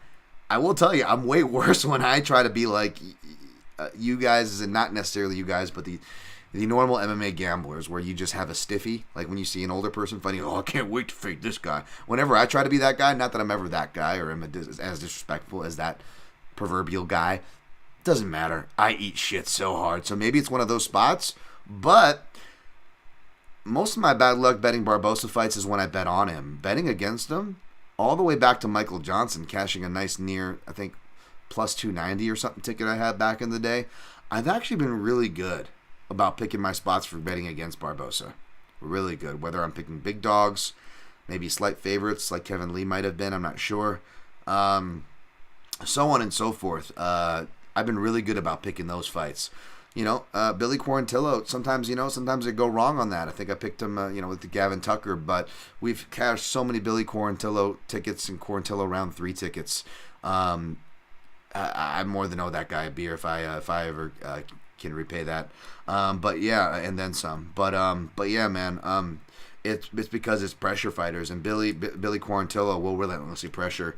I know people bring up the Burgos fight because Billy Quarantine did himself, as far as people pointing out that his leg got really chewed up. In Quarantine's defense, and he accounts for it, it's his fault. No excuses. But yeah, the reasoning, not an excuse, the reasoning, they missed game plan and went in not expecting Burgos to leg kick because he's mainly a boxing guy. He does have underrated kicks, so maybe they should have seen it, given it a little more credit. Again, not saying he's right. Neither is Billy. Billy's saying he's wrong too. It's just his reasoning. Was that, didn't expect it. And then it doesn't take very many of those, as we see, to change the game, right? And not just defense from like parrying punches and being able to have more eyes on punches and stuff that I saw in the Alec Hernandez's next fight. Again, after the eye surgery, corrective eye surgery, he also checks kicks really well. He actually looked like he hurt and like semi-stumbled Hernandez with a check. He was checking kicks so well. Not every kick, of course, who can, but again, like we're seeing immediate defensive improvements. Again, fighters, like we said with the interviews, cover your ears, guy who doesn't like us talking about interviews. Because it's, I just want the picks, bro. You haven't figured out how to go to the end of the episode, even though this is live right now. But yeah, like interviews, fighters can say whatever they want, but what are they saying, and are they going out and showing it, and do they have reason to go and show it? And all those boxes were checked. And even if we look prior to that, we go look at when he actually faced good kickers. Well, how did he game plan for them? Let's go to one of my favorite, one of the best tough Latam fighters, Gabriel Benitez, who's really always been underrated, even though he was at the tail end of his career and was post-prime as well when Billy Quarantine fought him. That's where we cashed that round 3 ticket, baby. Southpaw, granted. Barboza's orthodox. But again, what did Billy Quarantine do? He didn't even waste as much time boxing up like he did with Shane Burgos. He actually just relentlessly went for takedowns all fight, right? And is Billy Quarantine a great takedown guy? No. Is he as good as Khabib, much less Kevin Lee? Of course not. Is he hold a candle to the strength, whether it's punching power, to wrestling physicality, to general strength, to any of those guys? Of course not. But you know what Billy Quarantine and Quarantillo does do? He doesn't take a fucking break. And as better those guys are in all those categories than Billy Quarantine, and as good as a guy like Khabib is in general, right? Those guys need their pockets of time to recover, to where Barboza was able to hit the spin kick against Khabib. Conor was able to win round 3 against Khabib, right? Kevin Lee, of course, he's not a, as much as I love the guy, he's not a poster child for cardio himself, right? The point is, those things come at a price. They need to recoup. Billy Quarantillo doesn't. And if because of that, and because of his grappling style, not just because Billy Quarantillo is a Brazilian Jiu-Jitsu black belt, but because he's an aggressive motherfucker who goes for elbows and cuts guys open consistently, whether he's on top or bottom. Can he get cut open himself too? Sure he can, because he's crazy. He's going for offense, but he's forcing work. He's not closing his guard like Edson is, which Edson didn't always do that. Edson used to actually have a real decent butterfly guard. That was part of his layered defense. It wasn't that he just had underrated takedown defense. Edson Barboza had one of the better, more as far as more practical uses of a butterfly guard at lightweight, and especially when the divisions weren't going lower than that, because Edson's been competing for that long since back then. One of the better butterfly guards, you could argue. Now he'll just close guard and retain. You know what I'm saying? Like Bryce Mitchell, I know that's his thing, but Bryce Mitchell's not very big. Neither is Billy Quarantine, but Billy Quarantine is bigger and stronger than Bryce. Bryce just knows how to use his strength. He knows how to really connect and really flow with grappling spots. And he actually has really, really underrated timing on his takedowns, Bryce Mitchell does. And I know I picked against Bryce Mitchell in that fight, and I still was going with Edson. Again, I'm really bad when I pick Edson. Knock on wood. Good when I go against him. And I feel like Billy Quarantillo is going to have a much harder time taking him down than most people. It's not going to be easy. He's going to have to fail a whole bunch. But if he gets him down, it may only take one to either finish the fight and or seriously change the complexion, because Quarantillo is going to both make him work and do damage with whatever position he gets. And he's going to keep it going for as long as possible. He's not as good of a control guy as a Bryce Mitchell, but he's a very flexible scrambler, and he's not going to make it easy. I don't know if you have to be that much better than Bryce Mitchell anyways, with the way Barboza chooses to guard, retain, and save his energy in this latter stage of his career. down at this weight class. Furthermore, I don't know how explosive he's going to be feeling in the wrestling department or even maybe in the kick department, considering he's coming off of a surgery. He's been off for over a year, so he's returning from over a year layoff, which I know Edson's been fighting forever, so you could argue maybe it's good a guy gets a break, but it was a forced break. He didn't want this break. He's not used to this break. Furthermore, it wasn't just a break. He actually broke something in his knee. Not just one thing. According to Edson himself, 3 different things. So he really was having trouble with that knee. Granted, it's his right knee, so maybe switch kicks won't hit Billy, which is good. The one time Billy was knocked out was from southpaw, because Billy, he's got the wrestle boxing kind of archetype, right? So he dips heavy to his low. And when he was facing a big lightweight in Michel Quinones, who I don't know how he ever made featherweight. I believe that regional fight was at lightweight. Billy Q, early in his career, giant guy, literally dips into the perfect head kick that would have knocked anybody out. Outside of that, Billy Q is really tough. He's really durable. And maybe that fast switch kick, which doesn't usually go to the head anyways for Edson. It usually goes to the body. Maybe not, right? Because it's his right knee that got operated on. So maybe left kicks will be suspect. But unfortunately for Billy, Edson probably can still kick with that hurt knee. So leg kicks are still going to be in play. Leg kicks and right hands are going to be in play for as long as this fight's standing. I am not denying that. Billy Quarantine-Barboza is going to take it up front. I am not denying that. But you guys know me, not just with Billy, but with my style of betting. I like these kind of archetypes where the guy that comes on late, the guy that brings the pace, the guy that has to survive the storm to win. I really like those. Fortunately, the odds makers are onto us. We're no longer getting plus 2200s on Billy Quarantine round 3 like we were during the heart of the pandemic.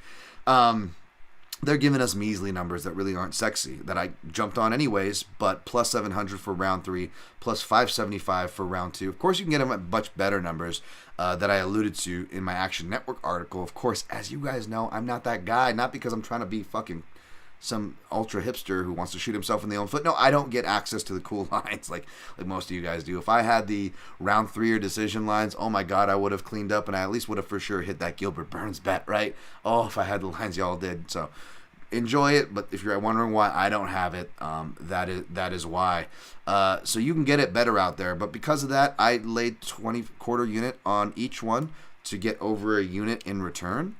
And to lay the chalk, I was like, I missed the minus 166 window. I ended up having to hit the next day at minus 171 because again, even though I kind of knew where I was going at 80% of the research, I'm such like an OCD nut.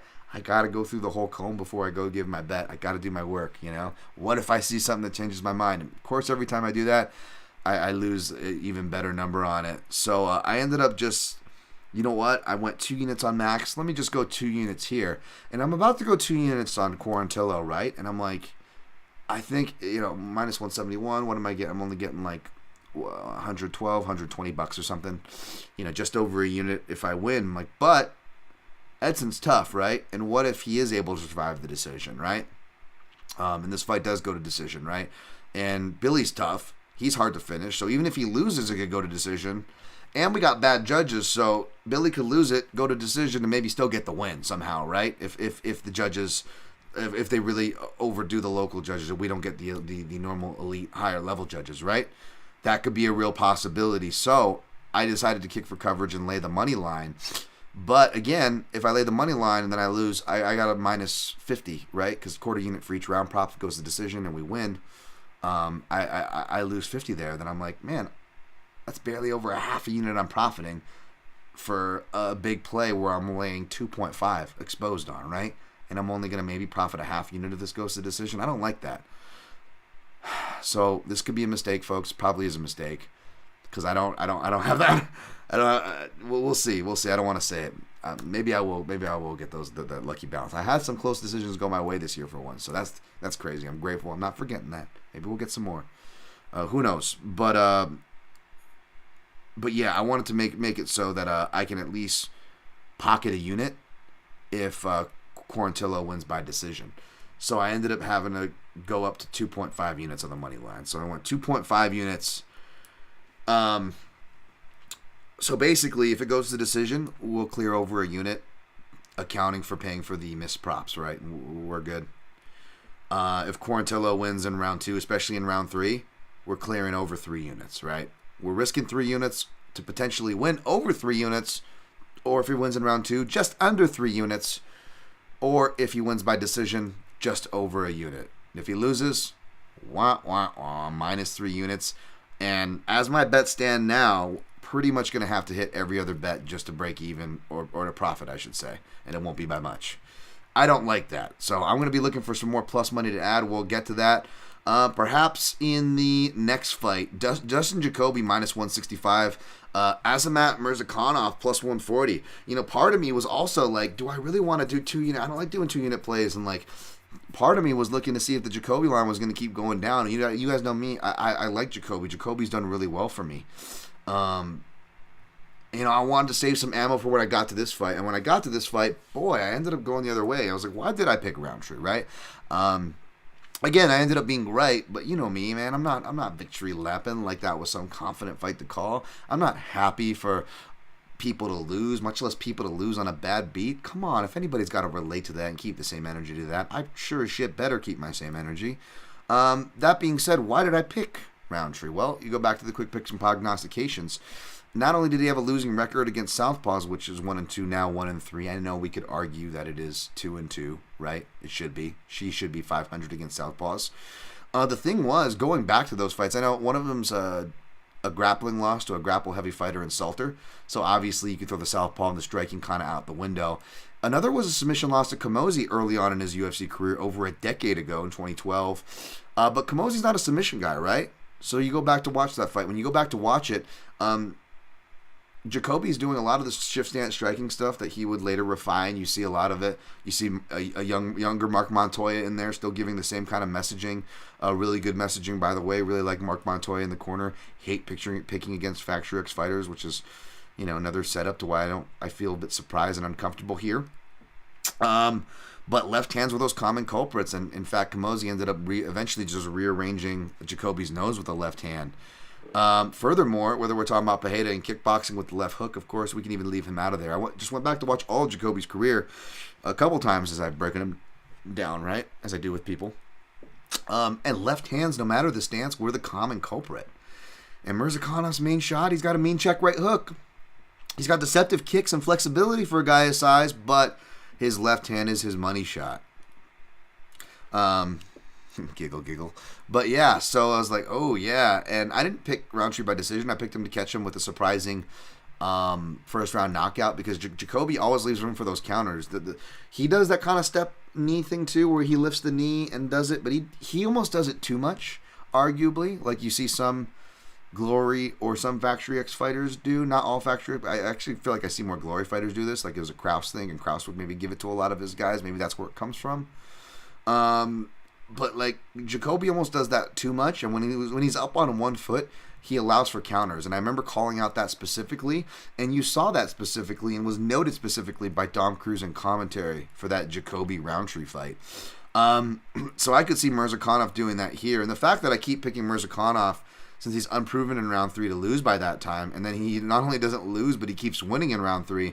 Well, it makes me hesitant to do that. That being said, I imagine Jacoby has all the motivation, even more so, to try to keep it away from the judges' scorecards. I imagine that'll be the messaging in the corner if this thing is tight. I also think Jacoby, if he's not getting taken down, can slice up Murzakanov bad with elbows and perhaps make him eat a knee. But Jacoby has also shown that he, despite his height, can be kneed as well. And Murzakanov, whether they're flying knees or counter knees, he actually has decent knees himself. It's really risky. I actually ended up picking Murzakanov here. We'll see. I feel like I'm all chalk, man. I hate it. I'm never like this. So part of me wants to like pick one of these dogs I'm taking a shot on. I don't know if that's going to be Murzakanov, but here's what I did do here. I believe the under, what did it open at? Opened at minus 150. It's down to minus 120. Close enough to even money and still technically a discount, which is more than I can say for the other chalk that I'm unfortunately buying into this week. So for that alone, I actually feel like this is a potent one for an under. I feel like either guy is potent for a finish in any round. And when you do look at those round 3 KOs for Murzakanov, all of them come in the under 2.5 mark, where not just did he clear the under, and he goes out and he usually finishes early in that third round when he does run late. It's that, especially as a guy who really broke those fights down and was on the other side, it was extra heartbreaking for me because I feel like if he lost those bursts and they didn't pay off, he was at that point, despite arguably winning these fights, even though he probably wasn't winning the Nunchukwu he won, he would have started really gassing it down. It was that breaking point. So maybe my initial analysis is still right, and if it still is, well, maybe we still got an even later chance of catching that under. Did think about putting a little bit on Murzakanov by knockout, but not only was it only like plus 270 or plus 265, which isn't too sexy, than the plus 300s, which is what I at least would want. I figure if I am drawing blank, so far I only have two. Again, Quarantine-Barboza round 3 and Holloway by decision are going to be in my round robin, by the way. I'm looking for other spots for that, so maybe I go Murzakanov KO. I don't feel like investing in that, but I throw it in the round robin, so if it hits, I get I potentially set myself up for some bonus Skrilla there, right? We'll see. Tanner-Boser opened as the favorite, but is now plus 110. Iwan Cutelaba minus 135. I'm curious where I see end up on this fight. This fight feels like a no bet no matter who you pick. But again, I'm actually leaning toward Boser. I don't want to speculate too much because I want to get through the rest of this really fast and beat my bladder to the finish line and not run myself into trouble by speculating on fights that I have not run through the comb. Again, we saw that with the Rosas Jr. CeeLo, even though I was forefront about you guys then. I am now. I want to avoid that if possible. The point being, I am leaning toward the Boser side, and if I end up on that side, again, you got a guy who opened as the favorite and is now the dog. So if you are going to take a shot, maybe it's dog or pass. To be honest, we all should be passing on this fight. But I'm desperate for some plus money plays. And again, you'll see why when you see all the chalk I'm fucking eating this week. So perhaps you can be sympathetic for my hopes. But again, doesn't matter what my hopes are. I let the tape kind of make the decision for me as best I can. Mute biases as best I can. We'll see where I end up. Same goes for the next fight. Chris Gutierrez minus 225. Pedro Munhoz, if Michael Bisping is saying the name, plus 180. Of course, Pedro Munhoz, the more proven veteran at plus money, catches my eye. But then I forget that Chris Gutierrez, outside of that first round to Cody Durden, which again, I actually took a flyer on Cody Durden in that fight. So maybe not the craziest thing for someone like me. Outside of that, though, Pedro Munhoz actually has some decent takedown defenses, quietly worked on it. A lot of those guys have been working with high-level wrestlers over there that have been coming through the shop over there at Factory X Muay Thai. So it's not just kicks. It's not just counters. It's not just disciplined fighting from Gutierrez, So I'm still going to do my due diligence, but refreshing on my notes, I actually, I don't disagree with the favorite here. I don't necessarily feel like running the play Gutierrez at the price. I don't see an angle that jumps out to me. We'll see if there is one, if it makes it anywhere. Maybe, maybe not. But the lean, Gutierrez. Same with the next fight. You have to check my quick picks and prognostications at Junkie on Fight Day. Garcia is minus 275.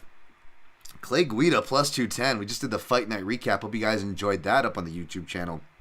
Also on the podcast feed with my guy Brass Chuck. UFC Fight Night 13, of course. Guida got a win over Sammy Schiavo. Now, literally 15 fucking years later, he is still in the division. He just keeps hanging around, hanging around, as they say. I don't think I'm going to beat my bladder on the finish line, so I'll finish this one, and I'll take a quick pause for you guys. I'll count for it on the timestamps. But yeah, I'm probably leaning toward Garcia. But again, at that price, do I really want to play him? Not really. So I'm going to take a quick. There we go. Quick break, and I'll be right back, like in 2 seconds. Sorry, guys. 2 seconds.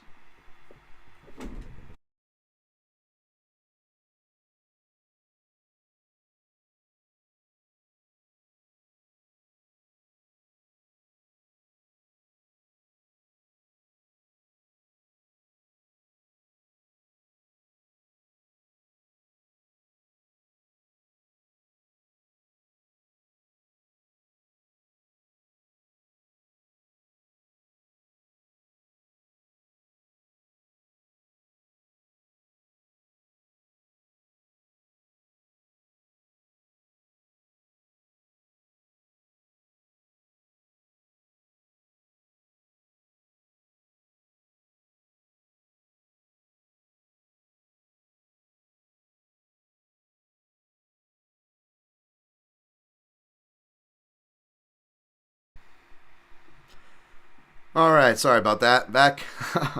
All right. Yeah, that's the main card. We'll knock out the prelims. Gonna clean up the chat now that we finished the main card. Done. Hey, Ken Wong in the house. Hi, Dan. What's your prediction for Holloway 6 strikes and takedowns? I don't know if they're listing on Prize Picks or anything, but if they're giving you a cheeky number, like if they give you like if it's like a 1.5 on the takedowns or something, hit that. If it's a 2.5 and it's a good enough number, maybe be cheeky. I don't see it. Maybe over 2.5 is really pushing it. That's probably where the smart line is. Significant strikes, who knows? A high. It's gonna be high. I imagine. Maybe it's a lower volume fight, right? If it's closer and if the value is there, maybe you take it to be a lower volume fight with Allen's counters. But yeah, it's hard to bet Holloway to not have a solid volume. Carlos Guillermo, Shane's dad versus Shane's son. Shane Burgos. Oh, Shane Burgos versus Shane's son. Yeah, right. Yeah, no. Yeah, there is that MMA math too, right? You know what's crazy though? Edson-Barboza has only had 3 wins in the last 6 years. I know the Dan Ige fight could have very easily gone his way. Believe me, not denying that, but it's funny. Technically, he's only won 3 times in the last 6 years, which is kind of insane. Edson-Barboza there. James Young, spinal. Rio says in Truesdale, Jack Slack said that all you have to do against Edson-Barboza is just apply pressure on him. Which is true, both for wrestlers or strikers or wrestlers wanting to strike. See Jamie Varner even back in the day. Rio Susan Truesdale continues. He says, since his switch left kick is fast but fails when pressure is applied. Opinion on that opinion? Yeah, no, I agree with that. And then even more so considering that his right knee, the pivot knee for that left kick, is the one that's coming back. I don't know how much explosion, that's his rear leg too. I mean, how much explosion in general, you know what I'm saying? Like, look at Thiago Santos' career after he had the serious knee surgery. And he doesn't even have as many miles, as many years, or as deep into his career or UFC career as Barboza. Neither did he have as many kickboxing fights. You know what I'm saying? Edson Barboza's been in the UFC for almost 15 years or something like that, or over that. But he's also had a slew of kickboxing fights and miles on him from way before that are off the record. So something to keep in mind. Ghost Phantom, to parlay off Rio, Billy Q cannot stand at range like Dan Hooker did, since Edson will just switch kick all day. Very true. That's actually one of the times. I'm glad you brought that up. That was one of the times where I was actually miraculously wrong betting against. I don't even think I bet against him, to be honest. Or if I did, it must have been small. I just remember really beating myself up for picking against him because I was like, I can't believe I'm picking. But again, it was just that classic, I'm going to fade the oval guy spot. And it did not go good for me, as it usually doesn't. Rain Lamina, is the overhook butterfly getup better than the half guard underhook getup, since you mentioned it for Billy Quarantillo? It is when you have a back taker, right? It's a much safer getup. Edson was really good about using that in conjunction with his back to the fence throughout his prime at lightweight, even in losses like the aforementioned Michael Johnson, who would mix in a takedown here and there in that fight, was able to get back to his feet with that technique. He doesn't really go for it. And again, Billy Quarantillo, not just a guy who will take your back and is a decent back taker and can finish with a submission from the back, but one of the few guys to get finished with strikes from the back. I'm not saying BJ Penn, Joey Gilbert, where you have the guy belly down, body triangle, and then you're flattened out and you're punching him. Obviously, those stoppages are common and should be stopped. I'm talking about where the guy can still move around. You look at that Gabriel Benitez fight, and he was just doing so much damage and slicing elbows that he forces that bad of optics that it's gonna give him the round and possibly force a stop. David Sandine, Max is 0-3 against Southpaws in UFC. Max going to have his Izzy moment this weekend. Again, that's what I'm betting on. So again, taking inspiration from Izzy, right? Kenton W. Dan, the lines. Give Dan the lines. I know I can't get these lines from the price and all these other ones because of my IP over here in Vegas. We ought to chip in and buy Dan a bedpan to keep under the desk. That's great. I love that. Via Amazon, of course. That's right. Use the link. I'll give you guys shouts and stuff for all that stuff next week, and the PayPals. People who have been donating to Dan Tom MMA on the secure PayPal link at Dan Tom MMA, and my link tree on Twitter, and mixedmartialanalyst.com that hosts this show with the Amazon and On It click-throughs that I will also shout out the next. But we're moving on to the prelims, baby. We got who we got here? Fucking hell.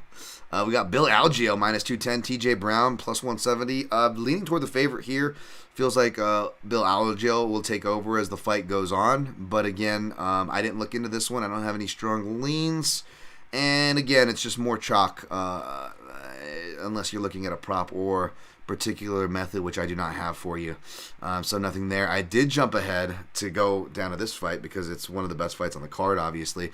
Munhoz-Gutierrez minus 225. Brandon Royval plus 180. Of course, Royval at plus money in a fight that should be crazy. Like, I don't blame anybody for taking that shot. I believe my man Billy Ward, shouts to Billy Ward of the Action Network, another excellent guy you should be following there, at Psycho Ward 86, but I think if you type in Action or at Psycho Ward, you should pop up there. He's on Royval, rooting for the Royval side, but watching the more of the tape, I do like the Nicolau side, but it really doesn't matter. The side I like more is the under. Now, I want to see what the under opened at. I got it again at that other number of a minus 120, the same I got the other one for. Opened at plus 160, so people jumped on. I definitely missed the value boat, but minus 120 still low enough. Put 1.2 units just like the other one, but honestly, I may change that to 1.5.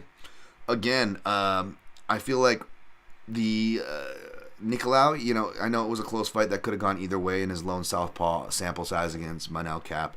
Obviously, my rose-colored glasses sided with Nicolau in a competitive fight. Sided with him a little less. Not that I still don't think he deserves to win, or not that I still don't score it for him, but I absolutely am sympathetic for the other side. Just because I won or my guy won doesn't mean I can't be sympathetic to the other side. Of course I am. Manel-Cap has proven his worth since.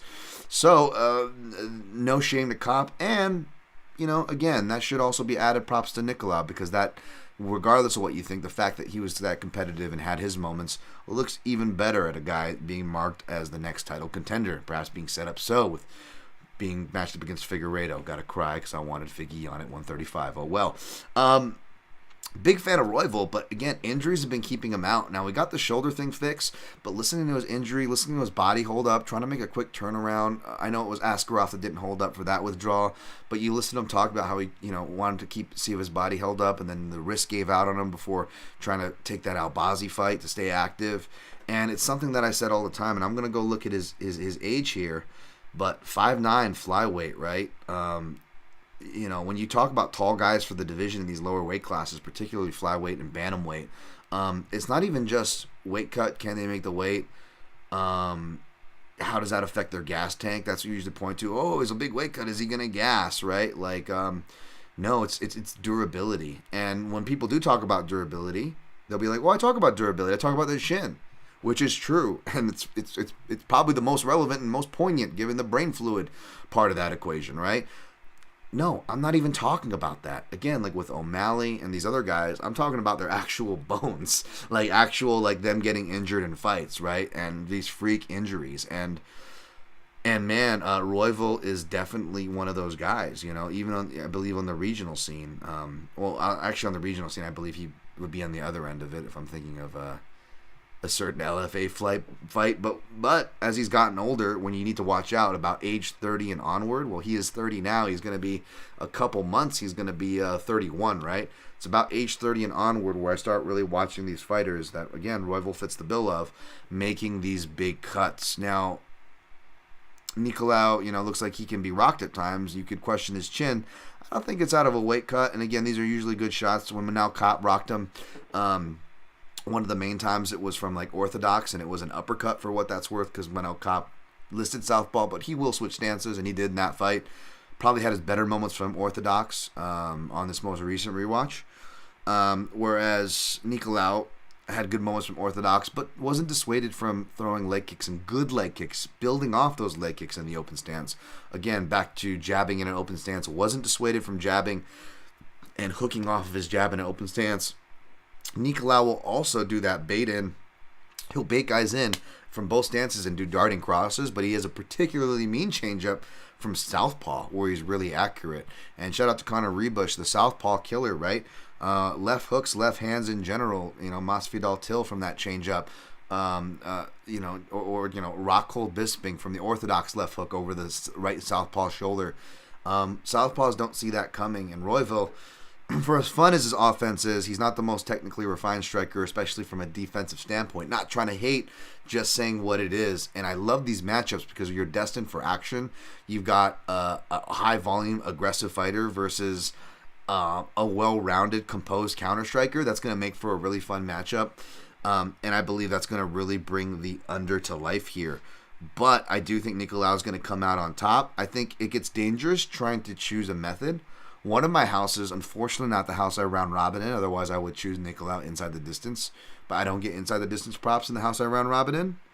But in the house that does offer it, it's like plus 200. And part of me is like, oh, do I want to put like a unit on that? Because if I get it, I could get 3 units from this fight. Or if I lose it and then Royval wins and gets the finish, then, the under pays off what I used to pay for that prop. But I'm like, I'm already overexposed.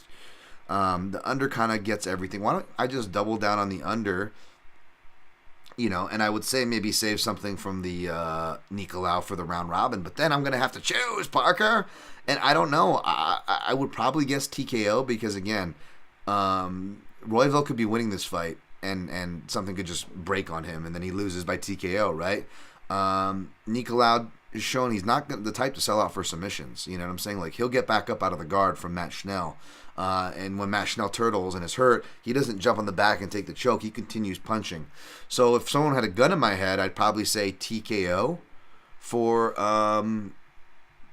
what do you call it, Matthias Nicolau. I'm going to see how they're pricing it and compare it. Submission plus 600, TKO plus 450. Okay, so I'm not alone. There is a slight more probability toward the TKO. But it's like, again, do you really want to choose? And again, do I really want to lay more exposure? What if it goes to the distance? And now not only do I lose on my under, I lost on it. Like Nicolau could win. I could be on the right guy. My analysis could line up. And then now I'm out 3 units. Like, I'm already risking losing 3 units total with my quarantine exposure, right?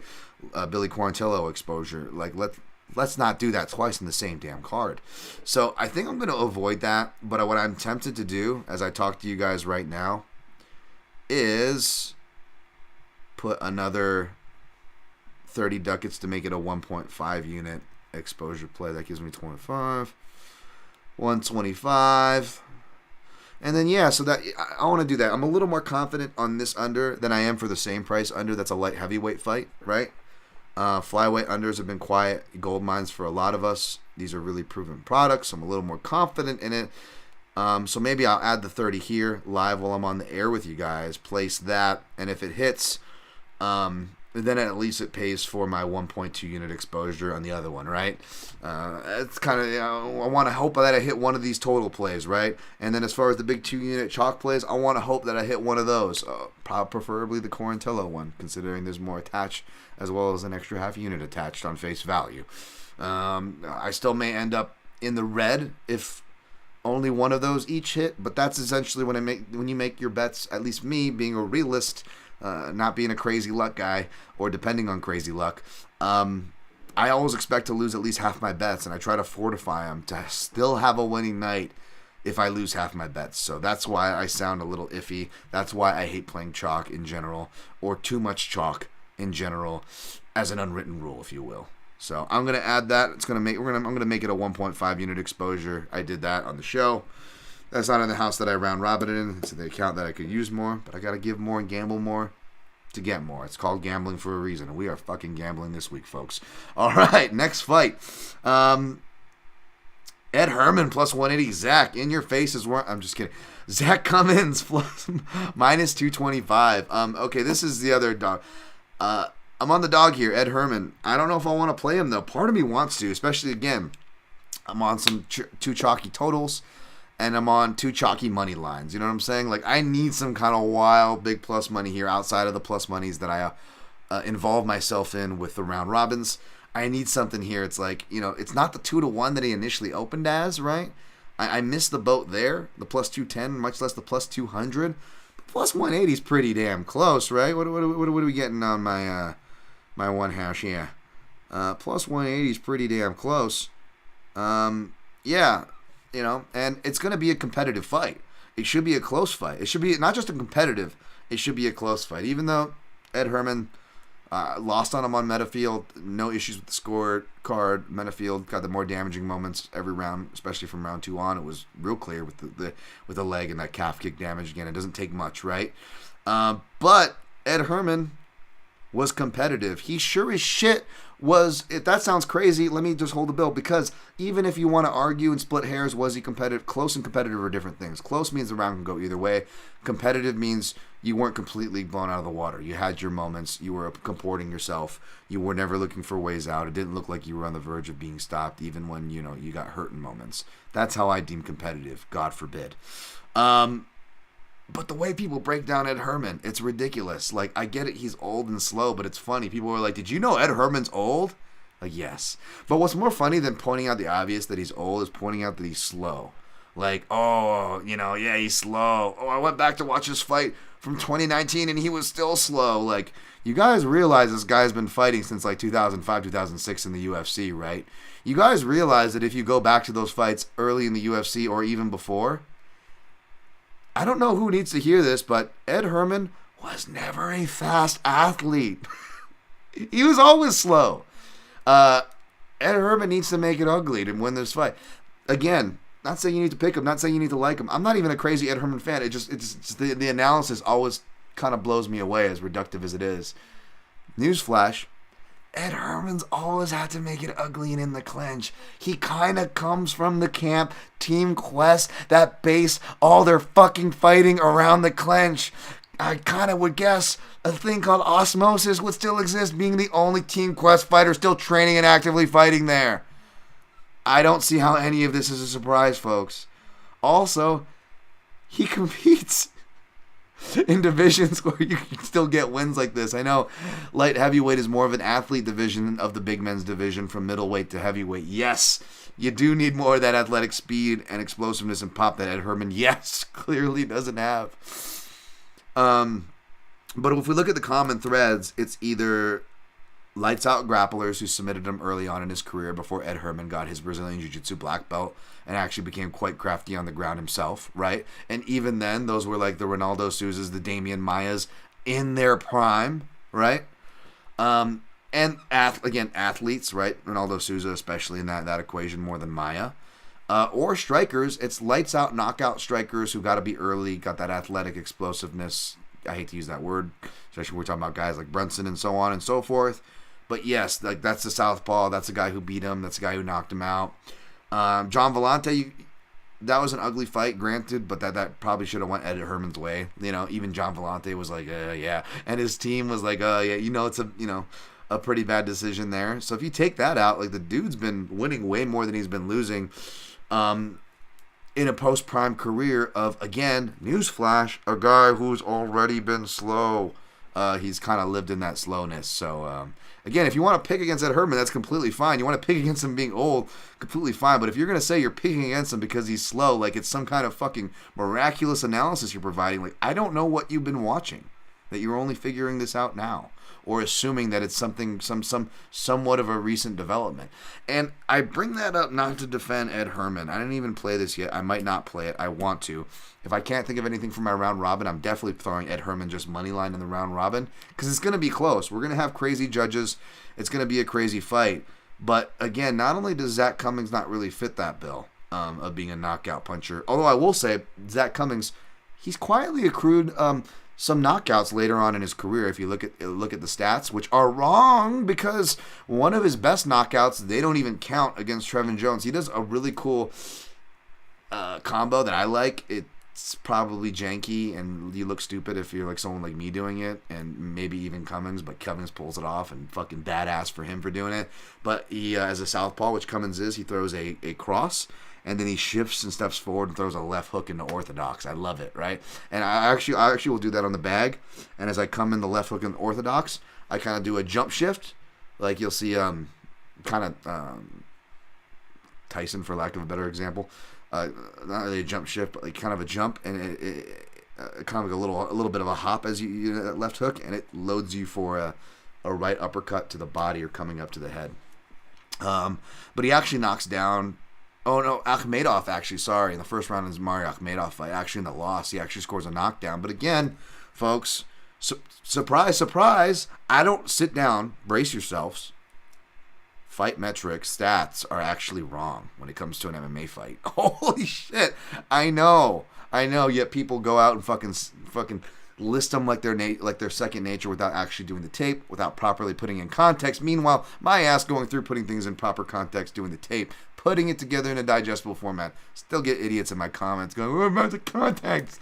Anyways, but yeah, like he has quietly been doing better at the striking, but he's not a fast or explosive or a knockout artist or a dangerous first-round fighter. He's a slow starter himself. Cummings particularly is going to be a slow starter coming off not just a giant near 3-year layoff, but the biggest layoff of his career. Not only the biggest layoff of his career, coming off massive back injury. He wasn't sure he was going to be able to fight again. He wasn't even sure he was going to make it through camp. And again, he's fighting in his hometown. Last time he fought Kansas City, Missouri, he won. He's got a gym there. It's going to be such an amazing moment, and I'll be so happy for Zach Cummings. I have nothing against this guy. So happy for him if he wins. But that's a lot of pressure. You got all the pressure of the hometown stuff, all the tickets, people in your gym. It's going to be your retirement fight. You're putting that pressure in your retirement fight. Even though he's using it as motivation, as he should, he's bringing his kid for the first time, his daughter. That's going to be a first for him. He even admitted, if anything, that's going to be where his pressure comes from. He's going to be dealing with that. Again, just sounding like you weren't even expecting to make it through camp. This was just going to be your retirement fight, just showing up to get paid and going, you know what? I actually surprised myself, and I actually was able to get through the camp. Like, I get that you're trying to talk about and parlay a positive, but if we step back and look at what he's actually saying, boy, that says a lot about someone's mentality. It does not sound like, I know he calls himself out and says, don't get me wrong. Not that I'm not coming here to win the fight.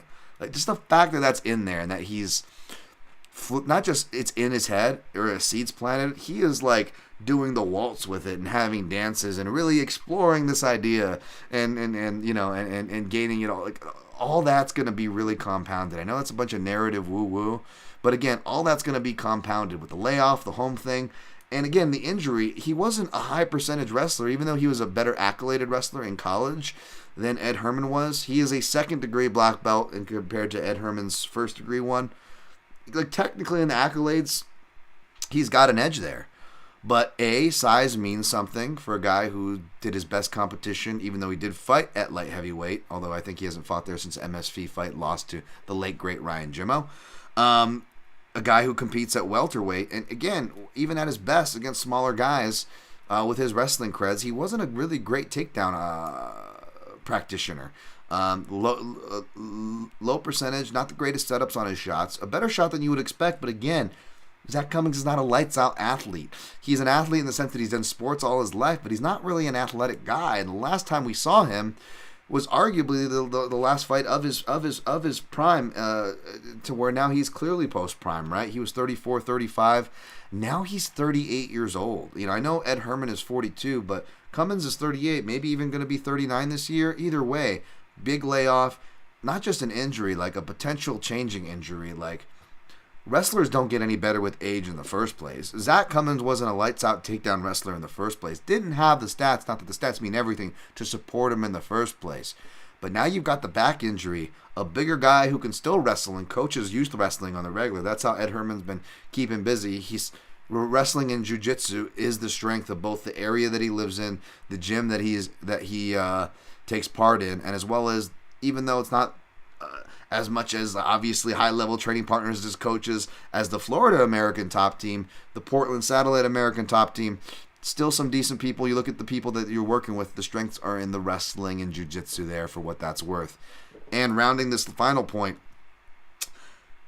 even though I see Zach Cummings' style to the point of him not being of already being a slow starter, not being an athletic, explosive guy, I think his style will age gracefully. But how much aging are we talking about? This guy's not even interested in fighting out his contract. It's probably going to be his retirement fight, right? And secondly, we don't know that until we see that. And just like a new camp needs an adjustment period, layoffs and fighting as an older person, a heavier person, a new weight class. He checks out all these boxes. He's going to be doing that for the first time. So again, we can call Ed Herman old. We can call him slow. But he's facing another old, slow guy. The difference is, Ed Herman, he can lose this fight, sure, but he's Bane. He's lived it. He was born in the slowness. He was born in the ricketiness. He was born in the oldness. He loves fighting live crowds. He gets up and does this stuff like it ain't no thing. It's just another day in the office for him. You know, he's close to his retirement too, as he should be, but he don't give a fuck, man. This guy's a cowboy. He's coming to fight. So he'll come to fight for your money, that's for dang sure, if you want to take the dog shot. Maybe I'm talking myself into it here. I definitely could use not more exposure, already too much exposed, but I could use some plus money on the docket. So don't be surprised if I end up playing Ed Herman. Probably should be a stay away fight if we're being honest, but the pick is Ed Herman there.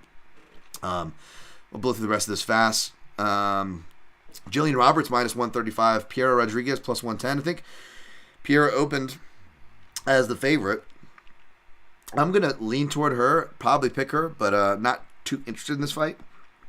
If I pick Piera, my heart will be with Rodriguez. I'm a big Jillian Robertson fan. I've had bad luck playing her. Maybe that's why I'm staying away and leaning the other way, but we'll see. Good luck to you if you're playing it. Daniel Zellhuber, minus 125. Algeo-Brown plus 105. Line's getting tight. Let's see. It should be pretty close. I'm surprised Vannata's not favored here. But admitted bias, I'm going to take Zellhuber.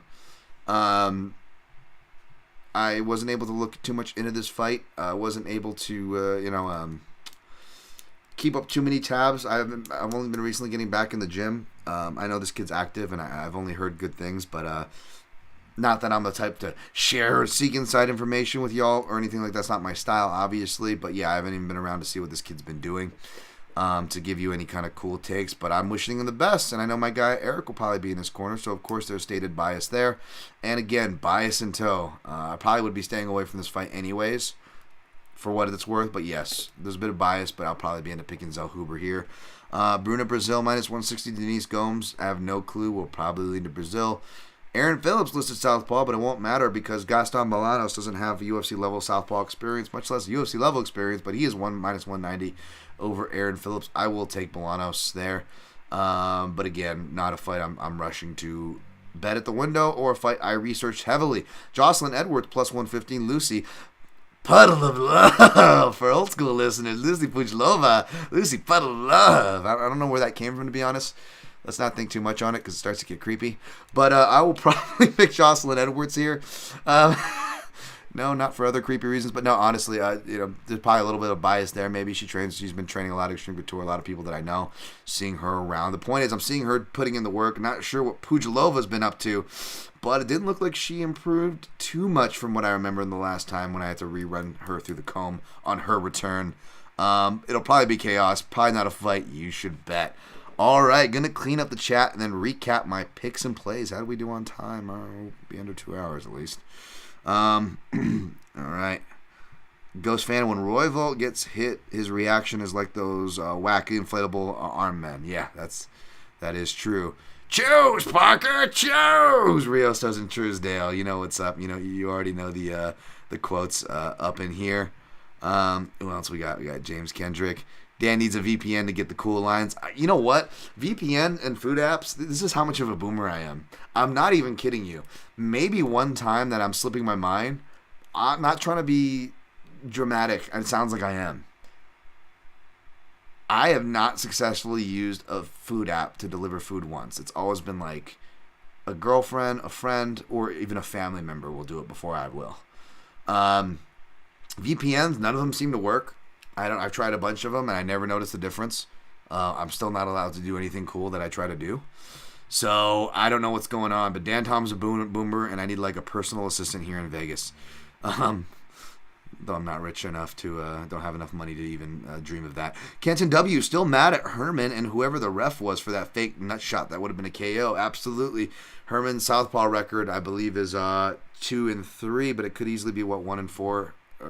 Or it's 3-2, but it could easily be 2-3, because it was a body shot knee, which is ironic because Herman is usually the one kneeing people to the body and kneeing people in general, but he was the one that got it in that fight. He definitely got away with one, absolutely. Sympathies to Mike Rodriguez and anybody who bet him there.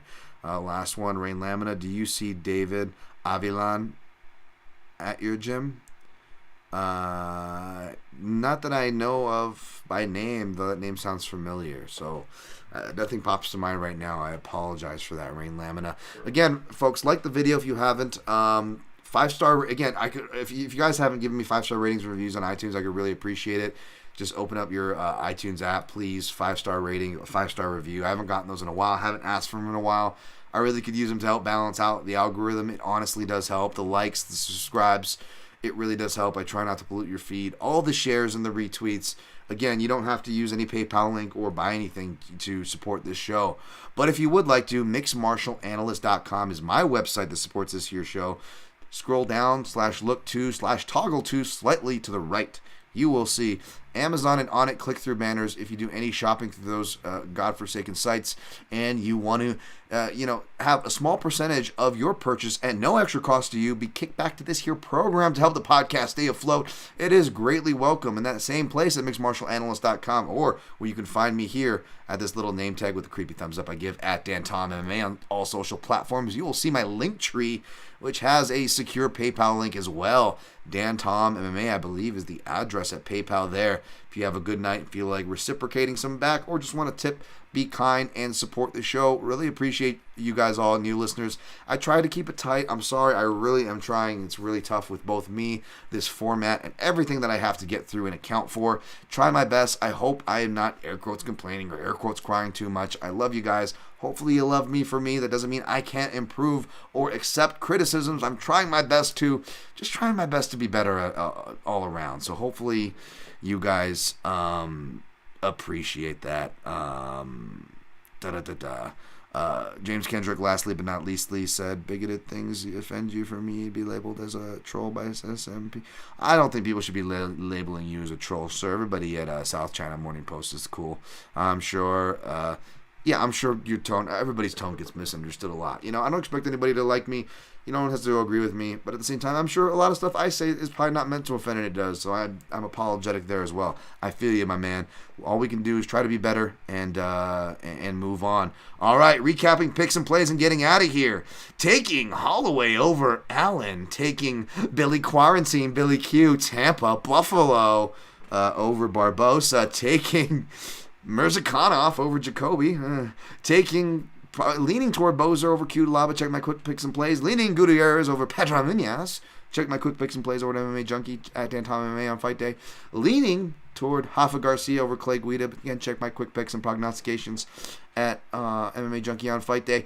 Leaning toward Algeo-Brown. Again, check my final card picks that I tweet out at DanTomMMA on Twitter on Fight Day. Taking Nicolau over Royval. Taking Herman over Zach in your face is where I'm going to be retiring, maybe. Cummings. Sorry.